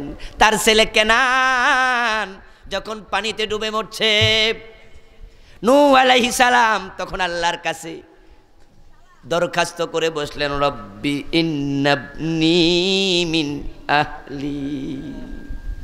নূহ নবী কয়, ইন্নাবনি মিন আহলি, হে আমার রব, আমার ছেলেটা তো ডুবে যায়, সে তো আমার পরিবার, আমার লোক, আমার কলিজার টুকরা ছেলে কেনান তো ডুবে যায়। সাথে সাথে আল্লাহ আয়াত নাজিল করলেন, ধমক দিলেন। আল্লাহ হযরত নূহ নবীর কাছে ওহী নাজিল করে বললেন, লাইসা মিন আহলিক, তার সাথে তোমার কোনো সম্পর্ক নাই।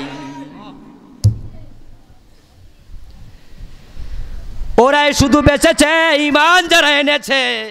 ঠিক হাসরের দিন নূহ নবীর সাথে এই কয়জন জান্নাতে যাবে? ওনার বউ জান্নাত পাবে না, ওনার ছেলে কেনান জান্নাত পাবে না, কারণ এই 2 জন কালেমা পড়ে নাই। এই কালেমা সব নবীর দাওয়াত। ওয়াইলা আদিন আখাহুম হুদান ক্বালা ইয়া কওমি ইবুদুল্লাহ মা লাকুম মিন ইলাহিন গায়রুহু ওয়াইলা সামুদ আখাহুম সালিহান ক্বালা ইয়া কওমি ইবুদুল্লাহ মা লাকুম মিন ইলাহিন গায়রুহু। এই কালেমা নামক নিয়ামত আল্লাহ নিজের হাতের মুঠার মাঝে রেখে দিয়েছে।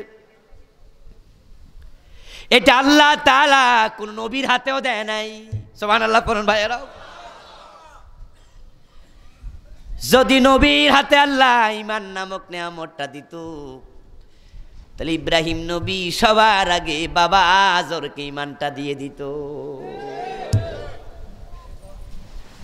এই ঈমান নামক নিয়ামত আল্লাহ যদি নূহ নবীর কাছে দিত, উনার ছেলে কেনান ঈমানটা দিয়ে দিত। যদি ঈমান নামক নিয়ামত আল্লাহ বিশ্ব নবীর হাতে দিত, চাচা আবু তালেবকে রাসূল ঈমানটা দিয়ে দিত। এটা কার হাতে? এজন্য ঈমান আল্লাহর কাছে চাওয়া দরকার আছে না নাই? বারবার কায়মন চিত্তে বলো, প্রভু তোমার রাসূল বলে গেছে এমন একটা জামানা আসবে যে জামানার মানুষগুলো সকালবেলায় মোমেন, সন্ধ্যাবেলায় কাফের হয়ে যাবে।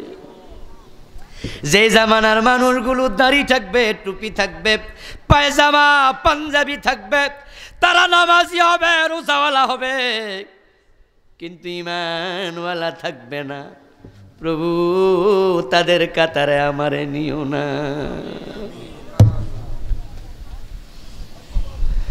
তাকদীর লাগবে, তাকদীর, আল্লাহর সিলেকশন। যে আবু তালেব বিশ্ব নবীকে 42টা বছর কোলে পিঠে করে নিজের ছেলে মেয়ের চাদর দিয়া বড় করছে, ওই আবু তালেবের মাথার পাশে বসে এন্তেকালের সময় রাসূল ঈমান দিতে চায়, আবু তালেব ঈমানটা নিল না, আর বেলালের গলায় রশি লাগায়া টানে, বেলাল ঈমান ছাড়ল না।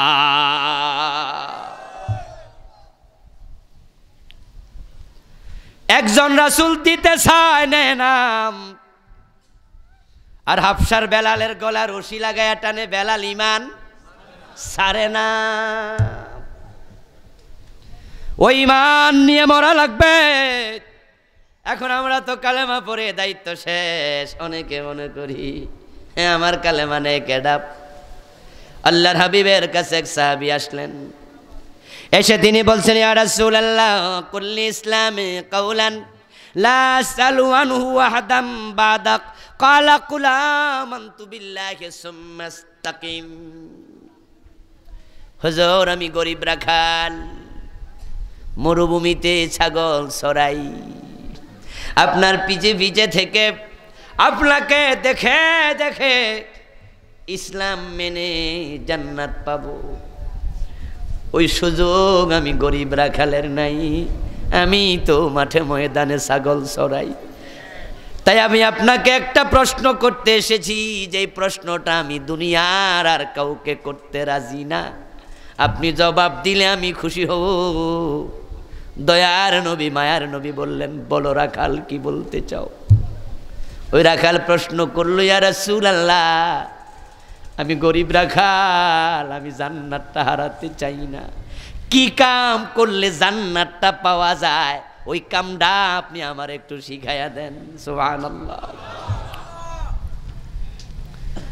ওই রাখালের মনে যেই প্রশ্ন, কি করলে জান্নাত পাওয়া যায়, ওই প্রশ্ন আমাদের মনে থাকা দরকার আছে না নাই? জান্নাত চাইলে পাওয়া যায় না। হিন্দু বেটাও জান্নাত পাইতে চায়। ওই বুড়িসং বাজারে গেলে দেখবেন দোকানের মাঝে মরা বাবার ছবি লাগাইয়া স্বর্গীয় অমক স্বর্গীয় তমক লিখে রাখছে। সে মনে করেছে তার বাবা স্বর্গে চলে গেছে, কিন্তু আমরা তো সবাই নিশ্চিত কোনো হিন্দু স্বর্গে যাবে না, যাওয়ার কোনো সম্ভাবনা নাই। কারণ যারা শিরিক নিয়ে মরে আল্লাহ নিজে জান্নাত হারাম বানায়া দেয়। যেই সমস্ত লোকেরা পীরের পায়ের মাঝে সেজদা দিচ্ছে, এমন লোক বাংলাদেশে আছে না নাই? ওদের মনেও জান্নাত যাওয়ার স্বপ্ন আছে না নাই? ওই জান্নাত পাওয়ার জন্য তো পীর বাবার কাছে গিয়া বউডা দিয়া দেয়। নাউজুবিল্লাহ। ও বউ খেদমত কর, খেদমত কর। নিজের মেয়ে দিয়া পীরের পাটি পা এমন মুরিদও আছে না নাই? যে পীর বাবারে খুশি কর, পীর বাবারে খুশি কর। কারণ পীর বাবা যদি খুশি হয়, উনি আমরা রে সারা জান্নাতে যাইব। আমার ভাইরা জান্নাত পাওয়ার জন্য তারা পীরের পায়ে সেজদা দেয়। আপনারাই বলুন তো, পীরের পায়ে সেজদা দিলে মুশরিক হয়, জাহান্নামী হয়, এটা তারা যদি বুঝতো পীরের পায়ে সেজদা দিত? কথা বলা লাগবে, দিত? ঈমান চলে যাবে সেজদা দিলে পীরের পায়ে। আমরা যারা জানি যদি আমাদেরকে বুকে পিস্তল ঠেকায়, পীরের পায়ে মাথা নোয়াতে পারবে না। ঠিক না ঠিক? তারা বুঝে না, তারা বুঝে না। তাদেরকে শয়তান এমন ভাবে কবজা করছে, তারা ভেবেছে পীর বাবা হাসরের দিন তার জামিনদার হবে। তাই দোতরা কাঁধে নিয়ে তারা গান গায়, মনের সুখে আছেন আমার মুক্তার, আছেন আমার ব্যারিস্টার, শেষ বিচারের হাইকোর্টেতে তিনি আমায় করবে পার, আমি পাপী তিনি জামিনদার। এমন গান আছে না নাই? এমন গানের গায়ক আছে না নাই? তাই পীর বাবা জীবিত থাকতে পীরের কাছে মাথা নোয়ায়, ও বেটা মইরা গেলে মাজার বানায়া কবরের মাঝে সেজদা দেয়। জীবিত থাকতে পায়ে দে, মরার পরে কবরে যাইয়া দে। জীবিত থাকতে মারে খাওয়ায় না, বাবারে খাওয়ায় না, গাছের বড় কাঁঠাল পীরের বাড়িতে দেয়, আছে না নাই? ওই পীর মরার পরে তার কবরে যাইয়া দে, মানত করে ওই পীরের নামে গরু ছাগল পর্যন্ত দিয়া দেয়।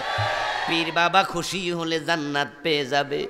ও বন্ধু, জান্নাত পাওয়ার শখ তাদের অন্তরে আছে না নাই? ওই হিন্দু বেডার মনেও আছে না নাই? থাকলে বুঝি পাওয়া যায়, জান্নাত পেতে হলে ঈমান ধরে রাখা লাগবে। কিন্তু দেশের হাজার হাজার মানুষ ঈমান হারা, তারা বুঝেই না। ঈমান যে হারা বুঝে না, ঈমানওয়ালা হইছে কালেমা পয়রা ভাবতেছে।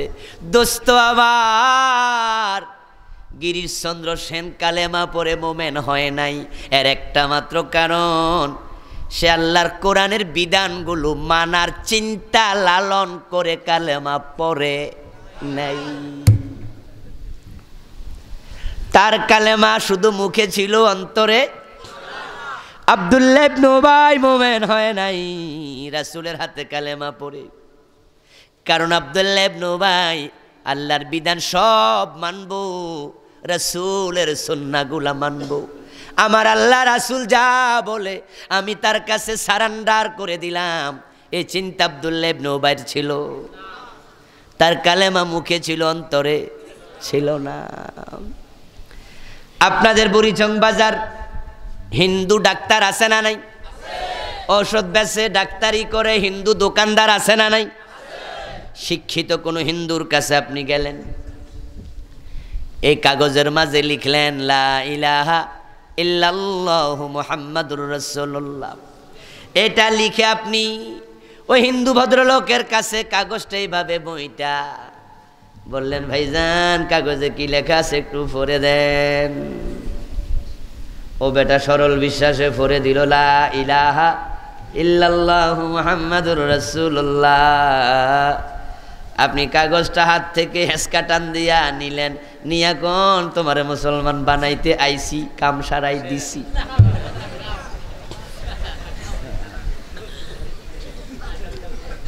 বেড়া মুসলমান হইছে, বরং বেড়া রাম রাম কইয়া চিৎকার মারব।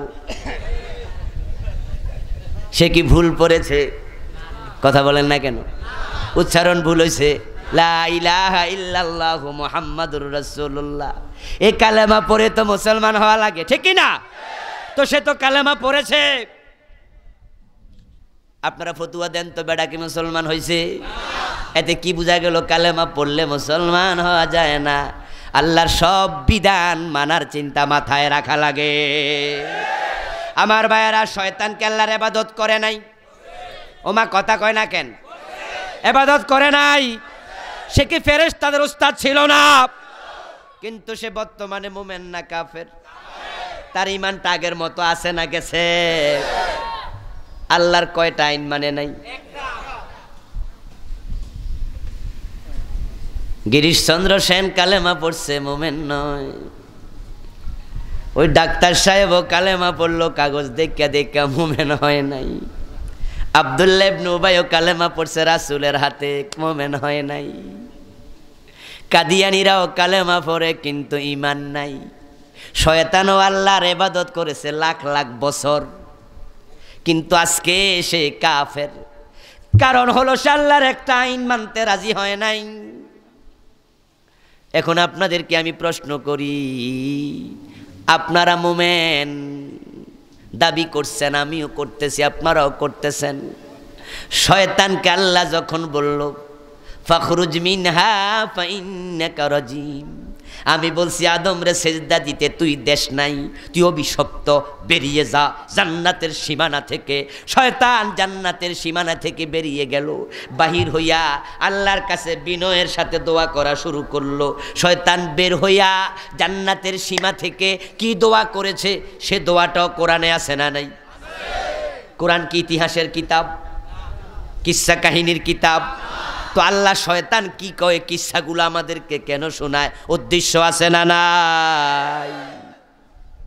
শয়তান জান্নাতের সীমা থেকে বের হয়ে কি কয়, কোরআন থেকে শুনুন। শয়তান বলতেছে, রব্বি ফাআনজিরনি ইলা ইয়াউমি ইউবাসুন, হে আমার রব আমার কিয়ামত পর্যন্ত হায়াত দাও। শয়তান দোয়াটা করছে কার কাছে? তে বুঝে আল্লাহরে মানে না, না মানলে দোয়া করলো কেন? এবং দোয়াটা করার সময় আল্লাহরে কইছে রাব্বি। রাব্বি শব্দের অর্থ কি? কথা কন না ভাইরা। রাব্বি অর্থ হলো আমার রব। কার রব? রব্বির হামহুমা কামা রব্বায়ানি সগীরা, রব্বি জিদনি ইলমা। কোরআনে আছে না নাই? রব্বি, ও আমার রব আমার কিয়ামত পর্যন্ত হায়াত দাও। শয়তান রব বলে ডাকে কাকে? বলেন না ভাই, আল্লাহ শব্দের মাঝে সওয়াব আছে না নাই? তো মুখ বন্ধ কেন বলুন, শয়তান রব বলে কারে ডাকে? দোয়া করলো কার কাছে? ডাক শুই না, দোয়া শুই না, হেরি কি কাফের মন হইতাছে? অথচ আল্লাহ তাআলা তার ব্যাপারে কোরআনের আয়াত নাজিল করেছেন, বলেছেন ওয়াস্তাকবারা ওয়া কানা মিনাল কাফিরিন। আল্লাহ কয় শয়তান কাফের হয়ে গেছে। হে বলে রব, হে কয় আল্লাহ, ও আমার খোদা। আল্লাহ কয় তুই কাফের। এটা ফেস লেগে গেল না? ও বন্ধু, সে আল্লাহর রব বলে কাফের কেন? এর কারণ সে রব বলে আল্লাহকে ডাকতে রাজি, আল্লাহর কাছে দোয়া করতে রাজি। কিন্তু আল্লাহ কয় সেজদা কর আদম রে, আল্লাহর আদেশ মানতে রাজি না, আল্লাহর আইন মানতে রাজি না। সুতরাং আপনারাও তো রব বলে চিৎকার দেন। রব কয় চোরের হাত কাটো, কয়দিন কাটলে?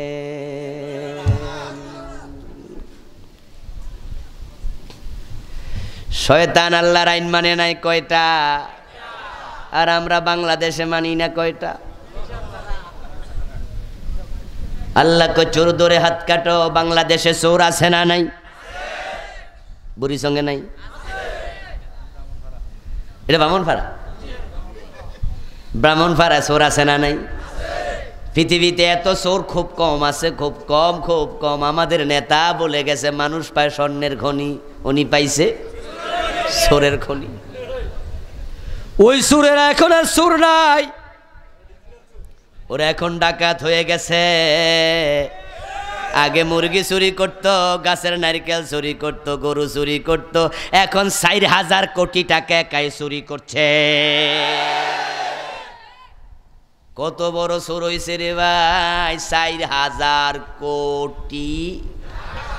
বোঝেননি কত? 500 টাকার নোট দিয়া যদি আপনারে কয় গণ, আপনি বুড়া হইয়া যাইবেন গনতে গনতে। 4,000 কোটি টাকা এই ফ্যান্ডেলের ভিতরে জমা হবে কিনা সন্দেহ। কিন্তু আমরা কি দেখি, এত বড় চোরের পক্ষে আরেকজন আইয়া কইটা কোনো ব্যাপার না। ঠিক না বে? ঠিক। এবং যিনি কইছে উনিও কিন্তু ছোট মোটো কোনো পাবলিক না, উনিও টাকার সাথে অর্থমন্ত্রী ছিল। ঠিক কিনা? এর মানে কি আমরা ওই লোকটাকে হেও করছি না, আমি বুঝাচ্ছি। অর্থাৎ আপনার কাছে আমার কাছে 4,000 কোটি টাকা অনেক, কারণ তোমরা তো আরব বরের খবর জানো না, উনি ওইটাও জানে। তাই এটা কম্পারেটিভ বিষয়। উনি কইছে ওইটার তুলনা এটা কোনো ব্যাপার। তাহলে বাংলাদেশে চোর আছে না নাই? হাত কাটছেন কয়জন? এই যে কাটলেন না, তার দুটি কারণ। কান খুলে শুনুন, এখন আর মজা নিয়েন না, এখন ভাবেন একটু। শয়তান আল্লাহর কয়টা আইন মানে নাই? ইমান আছে না হারাইছে? তো আল্লাহ কয় সুর ধরে হাত কাটো, 46 বছর একটাও কাটলেন না। দুটি কারণ, একটা হবে হয়তো চোর নাই, আর একটা হবে চোর যদি থাকে হাত কাটো নাই, এতে বুঝা যায় আল্লাহর আইন মানার লোক নাই।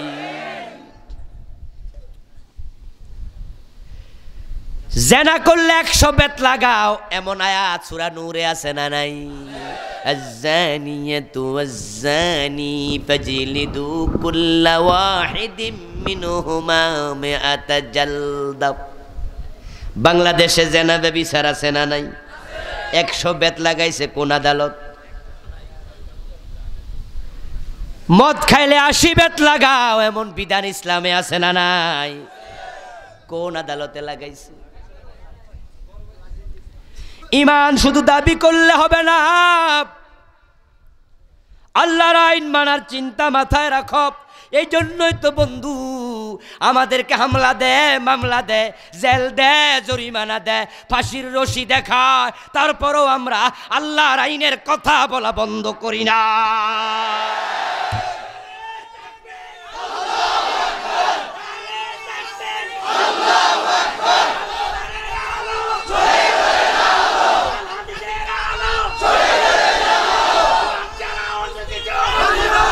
আমার ভাইয়েরা, এই জমিন আল্লাহর আইন কায়েম হবে কি হবে না? নিজের চোখে দেখবো কি দেখবো না? হায়াতে কুলাবে কি কুলাবে না? এই চিন্তা করে তুমি যদি আল্লাহ সব আইন মানো, এটা প্রকাশ্যে না বলো, ওটা জমিনে কায়েমের চেষ্টা না করো, তুমি ঈমান হারা হয়ে মরে যাইবা। তাই ঈমান নিয়ে মরতে চাইলে কোরআনের সব আইনের পক্ষে আসা দরকার আছে না না?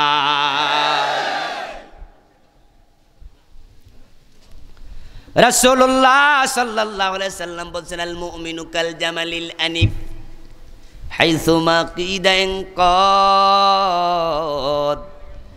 যে ব্যক্তি প্রকৃত অর্থে মুমিন হয় সে হয়ে যাবে সেই ওটের মতো, যে ওটের নাকের ভিতরে মালিক রশি ঢুকাইয়া দিছে। কথা বুঝেন? আপনারা একটু বলুন তো, যে ওটের নাকের ভিতরে মালিক রশি ঢুকায়া রশিটা হাতে নিছে, ওই ওটটা স্বাধীন না পরাধীন? সে মন মতো চলে না মালিক টানে যেদিকে সেদিকে চলে? উল্টা পাল্টা চললে নাক থাকবে না ছিঁড়ে যাবে? তো রাসূল কি চমৎকার উদাহরণ দিলেন, যারা ঈমান আনে তারা আর মন মতো চলতে পারবে না, চললে তাদের ঈমানটা থাকবে না। এই জন্য তিনি কোরআনে বলছেন, আমার সাথে পড়ুন যারা পারেন, ফালা ওয়া রাব্বিকা লা ইউমিনুনা হাত্তা ইউহাক্কিমুকা ফীমা শাজারা বাইনাহুম সুম্মা লা ইয়াজিদু ফী আনফুসিহিম হারাজাম মিম্মা কাযাইত ওয়া ইউসাল্লিমু তাসলিমা। আওয়াজ দিয়ে পড়েন সুবহানাল্লাহ। আল্লাহ বলে, হে নবী, আপনার রবের কসম। নবীর রবকে? আমাদের রবকে। তো আল্লাহ কয় আপনার রবের কসম, মানে আল্লাহ নিজে নিজের কসম করছেন। আল্লাহ নিজে নিজের কসম করে বলেন, লা ইউমিনুন, এই মানুষগুলো মুমিন হতে পারবে না। কে বলে? তারা যতই কালেমা পড়ুক, যত নামাজ রোজা হজ যাকাত করুক, মুমিন হতে পারবে না। হাত্তা ইউহাক্কিমুকা ফীমা শাজারা বাইনাহুম, যেই পর্যন্ত আপনি নবীকে তাদের জীবনের সকল ব্যাপারে বিচারক না মানে, আপনি নবী যা বলবেন তা মানতে রাজি না হলে তারা কালেমা পড়ো মুমিন হতে পারবে না। এখন বিশ্বনবী বললেন, আমার মেয়ে ফাতেমাও যদি চুরি করে, আমি ফাতেমার হাতটাও কেটেই দেব।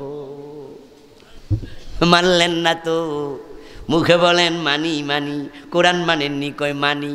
তো যদি মানো কোরআনের আইন কই, বিচার মানি তাল গাছ কার? তো কিসের বিচার মানলা? বিচারে যদি মানতা তাহলে তোমাকে বলা লাগবে, বিচার যখন মেনেছি বিচারে রায় হবে যার তাল গাছ হবে। সত্যি কোরআন যদি মানতাম আমরা 90% মুসলমান, কোরআন ছাড়া এদেশে ব্রিটিশ চলতে পারে না, চলার কথাও ছিল। কিছুক্ষণ আগে আমি বললাম কাদিয়ানি কাফের, মসজিদ আছে, ইমাম আছে, মুয়াজ্জিন আছে, টুপি আছে, দাড়ি আছে। আমি তাদের লেখা কিছু বই পড়েছি, তারা কি বলতে চায় দেখি, আন্দাজে আন্দাজে কথা বলা কি ঠিক? তাদের লিখিত বই পড়তে গিয়ে দেখলাম বইয়ের পাতায় পাতায় লেখা লা ইলাহা ইল্লাল্লাহু মুহাম্মাদুর রাসূল। অবাক হলাম, এই কালেমা তারা বারবার বলছে। ঢাকার বকশীবাজারে গেলে দেখবেন কাদিয়ানীদের মসজিদে মেহরাবের পিছনে রাস্তা থেকে দেখা যায় আরবি হরফে বড় করে লেখা লা ইলাহা ইল্লাল্লাহু মুহাম্মাদুর রাসূলুল্লাহ। বন্ধু, এই কালেমা তারা মসজিদের পিছনে লিখে দিয়েছে। লিখে তারা বুঝাইলো, ও মুসলমানেরা, যেই কালেমা পড়ে তোমরা মুমিন, ওই কালেমা তো আমরা পড়ি, আমাদের কাফের ফতুয়া দেও কেন?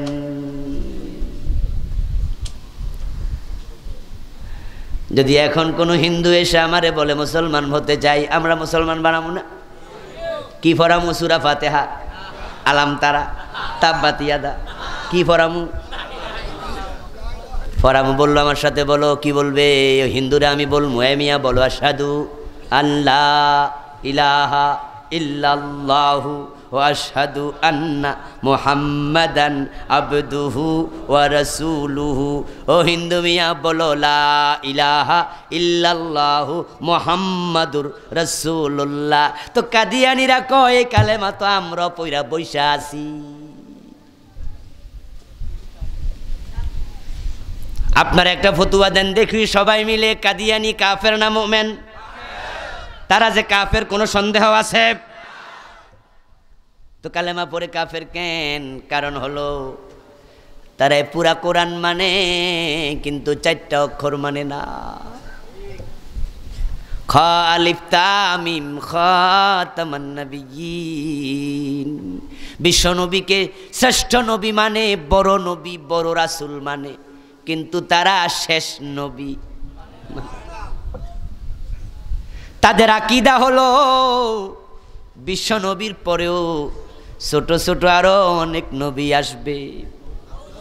নাউজুবিল্লাহ বলবেন না? গোলাম আহমদ কাদিয়ান একজন নবী, নাউজুবিল্লাহ। কয় অক্ষর মানে না? জোরে বলেন, কয় অক্ষর? তারা মোমেন না কাফের? পুরা কোরআন যে মানে না সে কি? 15 পারা মানে 15 পারা মানে না সে কি? ফতুয়া দেন, কথা বলেন। এ ছোটখাটো ফতুয়া সবাই জানে, অজু ছাড়া নামাজ হয়, এ ফতুয়া দিতে টাইটেল পাস করা লাগে। কঠিন কঠিন ফতুয়া হইলে আপনারা জিগাইতাম না। এটা তো যে 29 পারা মানে 1 পারা মানে না, সে মোমেন না কাফের? 113 সূরা মানে 1 সূরা মানে না, মোমেন না কাফের? কাদিয়ানির মতো 4 অক্ষর নয়, কেউ 3 অক্ষর মানে না, মোমেন না কাফের? কেউ যদি কোরআনের 1 অক্ষর না মানে তার ঈমান আছে না, সেও কাফের। এতে বোঝা যায় মোমেন হতে হলে পুরাটাই মানা লাগবে। এখন সবাই মানেননি, সেটাই তো কথা। ঝামেলা তো এখানে। রাসূল যে বলছে ইমাম মুয়াজ্জিন মুসল্লি ঈমান থাকবে না, সকালবেলায় মোমেন সন্ধ্যাবেলায় কাফের। এখানে ঝামেলা। আপনি দেখেন কাদিয়ানী মানে না, 4 অক্ষর, কাফের ফতুয়া দিয়ে দিলেন। এখন কোরআনে আছে আলাহুল খালকু ওয়াল আমর, এখানে অক্ষর আছে 15টা, আলার মাঝে আছে 3টা, লাহুর মাঝে আছে 2টা, কয়টা হলো? আল খালকের মাঝে আছে 5টা, কয়টা হলো? ওয়াল আমরের মাঝে আছে 5টা, কয়টা হলো? এখন এই 15 অক্ষর যদি কেউ না মানে, বলুন তো সে ইমানদার না কাফের হবে? আপনি মানেন কিনা আপনারে প্রশ্ন করুন। বাংলা অর্থ কি এবার বুঝেন? মানেন কিনা এবার ভাবেন। সাবধান, সৃষ্টি যার আইন চলবে শুধু তার। সৃষ্টিকার বলুন আবার কার? আইন চলবে কার? চলছে তো। এ না চলার জন্য দায়ী কারা? ব্রিটিশেরা, হিন্দুরা, বৌদ্ধরা, ওরা তো সবাই মিলে 10%। ব্রিটিশরা চলে গেছে স্বাধীনতার কত আগে, যখন দেশ বিভক্ত হয় 47-এ তারা চলে গেছে। তাদের আইনে কেন সেনাবাহিনী চলবে? ব্রিটিশের আইনে কেন পুলিশ চলবে? ব্রিটিশের আইনে কেন বিজিবি চলবে? ব্রিটিশের আইনে কেন আদালত চলবে? ব্রিটিশের আইনে কেন সংসদ চলবে? ব্রিটিশের আইনে কেন গণভবন, বঙ্গভবন, সচিবালয় চলবে? আল্লাহর কোরআন চালানোর ক্ষমতা কোরআনের আছে না নাই? কোরআন আমাদের কাছে আছে না নাই? কোরআনের উপরে বিশ্বাসী 90% দাবিদার আছে না নাই? তো ব্রিটিশ আইনে চলছে কেন? এতে বোঝা যায় প্রকৃত অর্থে কোরআনওয়ালারা আল্লাহর আইন মানতে রাজি হয় নাই। আর শয়তান এক আইন নামাই না, হেতে হয়েছে কাফের। আর আপনি ডজন ডজন বাদ দিয়ে আপনি হয়েছেন মোমেন। সকালবেলায় ঘুম থেকে ওঠে যখন মানুষ অজু টজু কইরা নামাজে খারাইব, আল্লাহর কাছে আশ্রয় চায়, আউযু বিল্লাহি মিনাশ বলেন না, আউযু বিল্লাহি মিনাশ শাইতানির রাজিম। হে আল্লাহ, অভিশপ্ত শয়তান থেকে তোমার কাছে ফানা চাই। প্রত্যেক মানুষের সাথে শয়তান আছে না নাই? শয়তান শোনে না আপনি যেটা পড়তেছেন? শয়তান তখন দাঁত কিন মিরাইয়া কয়, তুই কারে অভিশপ্ত কস? তুই কার থেকে ফানা চাস? আমি মানি না একটা আইন, এতে আমার 12টা বাজা গেছে। তুই ডজন ডজন মানুষ না, বরং তোর মতো লোক থেকে আমি শয়তান পানা চাওয়া দরকার। ও বন্ধু, নামাজি মানুষ ইমানদার দাবি কইরা তারপরে সুদে টাকা লাগায়া বসে আছে, এমন আছে না নাই? তোমার ইমান বাঁচবে না। সুদে টাকা লাগায়া নামাজ পড়া ইমান জীবিত রাখা যায় না। তাই রাসূল ওই সাহাবীরে বলছে, আমানতু বিল্লাহ বলো, সুম্মাস্তাকিম। হাদিসটা মনে আছে না নাই? শেষ করিনি তো, আমি অন্যদিকে চলে গেছিলাম। সুম্মাস্তাকিম। ও সাহাবী, রাখাল সাহাবী, শোনো, কালেমা পড়লে চলবে না, এটার উপরে ইস্তেকামত থাইকা কালেমা লইয়া মরা লাগবে। কালেমা হারায়া মরলে লাভ নাই। সুতরাং বন্ধু, দাঁড়িয়ে রাখছেন, নামাজও পড়েন, অফিসে গেলে ঘোষ না দিলে সাইন করে না। ঘোষ খাইয়া ইমান জীবিত রাখা যায় না। হাজী সাহেব, বাবা মারা গেছে কত বছর আগে, পুরাটা জমি একা ভোগ করে, বইনেরে দেয় না। এমন হাজি গাজি নামাজি আছে না না? আজকের মাহফিলে নাই?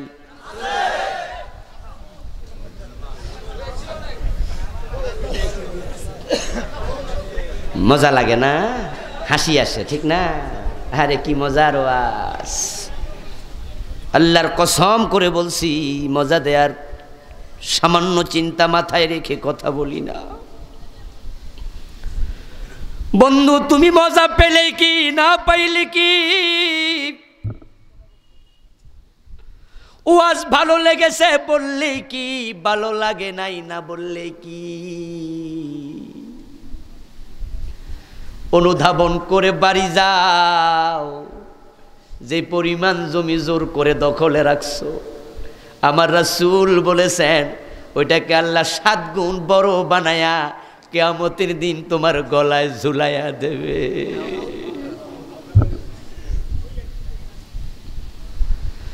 অথচ মানুষজন হাসরের মাঠে যাবে হুফাতাও ওয়া উরাতাও ওয়া গুরলা, গায়ে কাপড় নাই, পায়ে জুতা নাই, মাথায় টুপি নাই, খতনা নাই, কিচ্ছু নাই। এইভাবে মানুষ হাসরের মাঠে যাবে। আর তোমার গলার মাঝে পাহাড় পরিমাণ জমি ঝুলাইয়া ফেরেশতারা চাবুক হাতে নিয়া তোমারে পিটাইতে পিটাইতে বলবে, যা টাইনা নিয়া যা, পারবা তো? পরের জমি দখলে রাইখা ঈমান জীবিত রাখা যায় না। মানুষকে ওজনে কম দিয়া, মালে ভেজাল দিয়া, পীরের বাড়িতে যাইয়া সেজদা দিয়া, মাজারে মানত কইরা এইভাবে ঈমান জিন্দা রাখা যায় না। ঈমান জিন্দা রাখার জন্য আল্লাহর কোরআনটা পড়ো, রাসূলের হাদিস পড়ো, হালাল আঁকড়ায়া ধরো, হারাম ছেড়ে দাও। কোরআন পড়ো, কোরআন বোঝো, আল কোরআনের জীবন গড়ো, তাহলে দেখবে তোমার বুকের মাঝে ঈমান, কলবের মাঝে এমন ভাবে লেগে যাবে বেলালের মতো গলায় রশি লাগাইয়া টাইনাও তোমাকে ঈমান থেকে চুল পরিমাণ সরাতে পারবে না। তোমার সামনে ফাঁসির রশি যদি ঝুলাইয়া দেয়, তুমি হাসতে হাসতে ঝুলতে রাজি হইবা। তোমার কাছে ফাঁসির রশিকে রশি মনে হবে না, তোমার কাছে জান্নাতের ফুলের মালা হয়ে যাবে।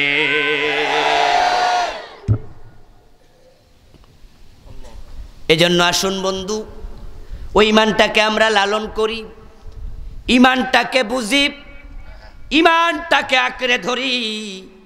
ওই ঈমান নিয়ে দুনিয়াতে বেঁচে থেকে কালেমা পড়তে পড়তে দুনিয়া থেকে মরি।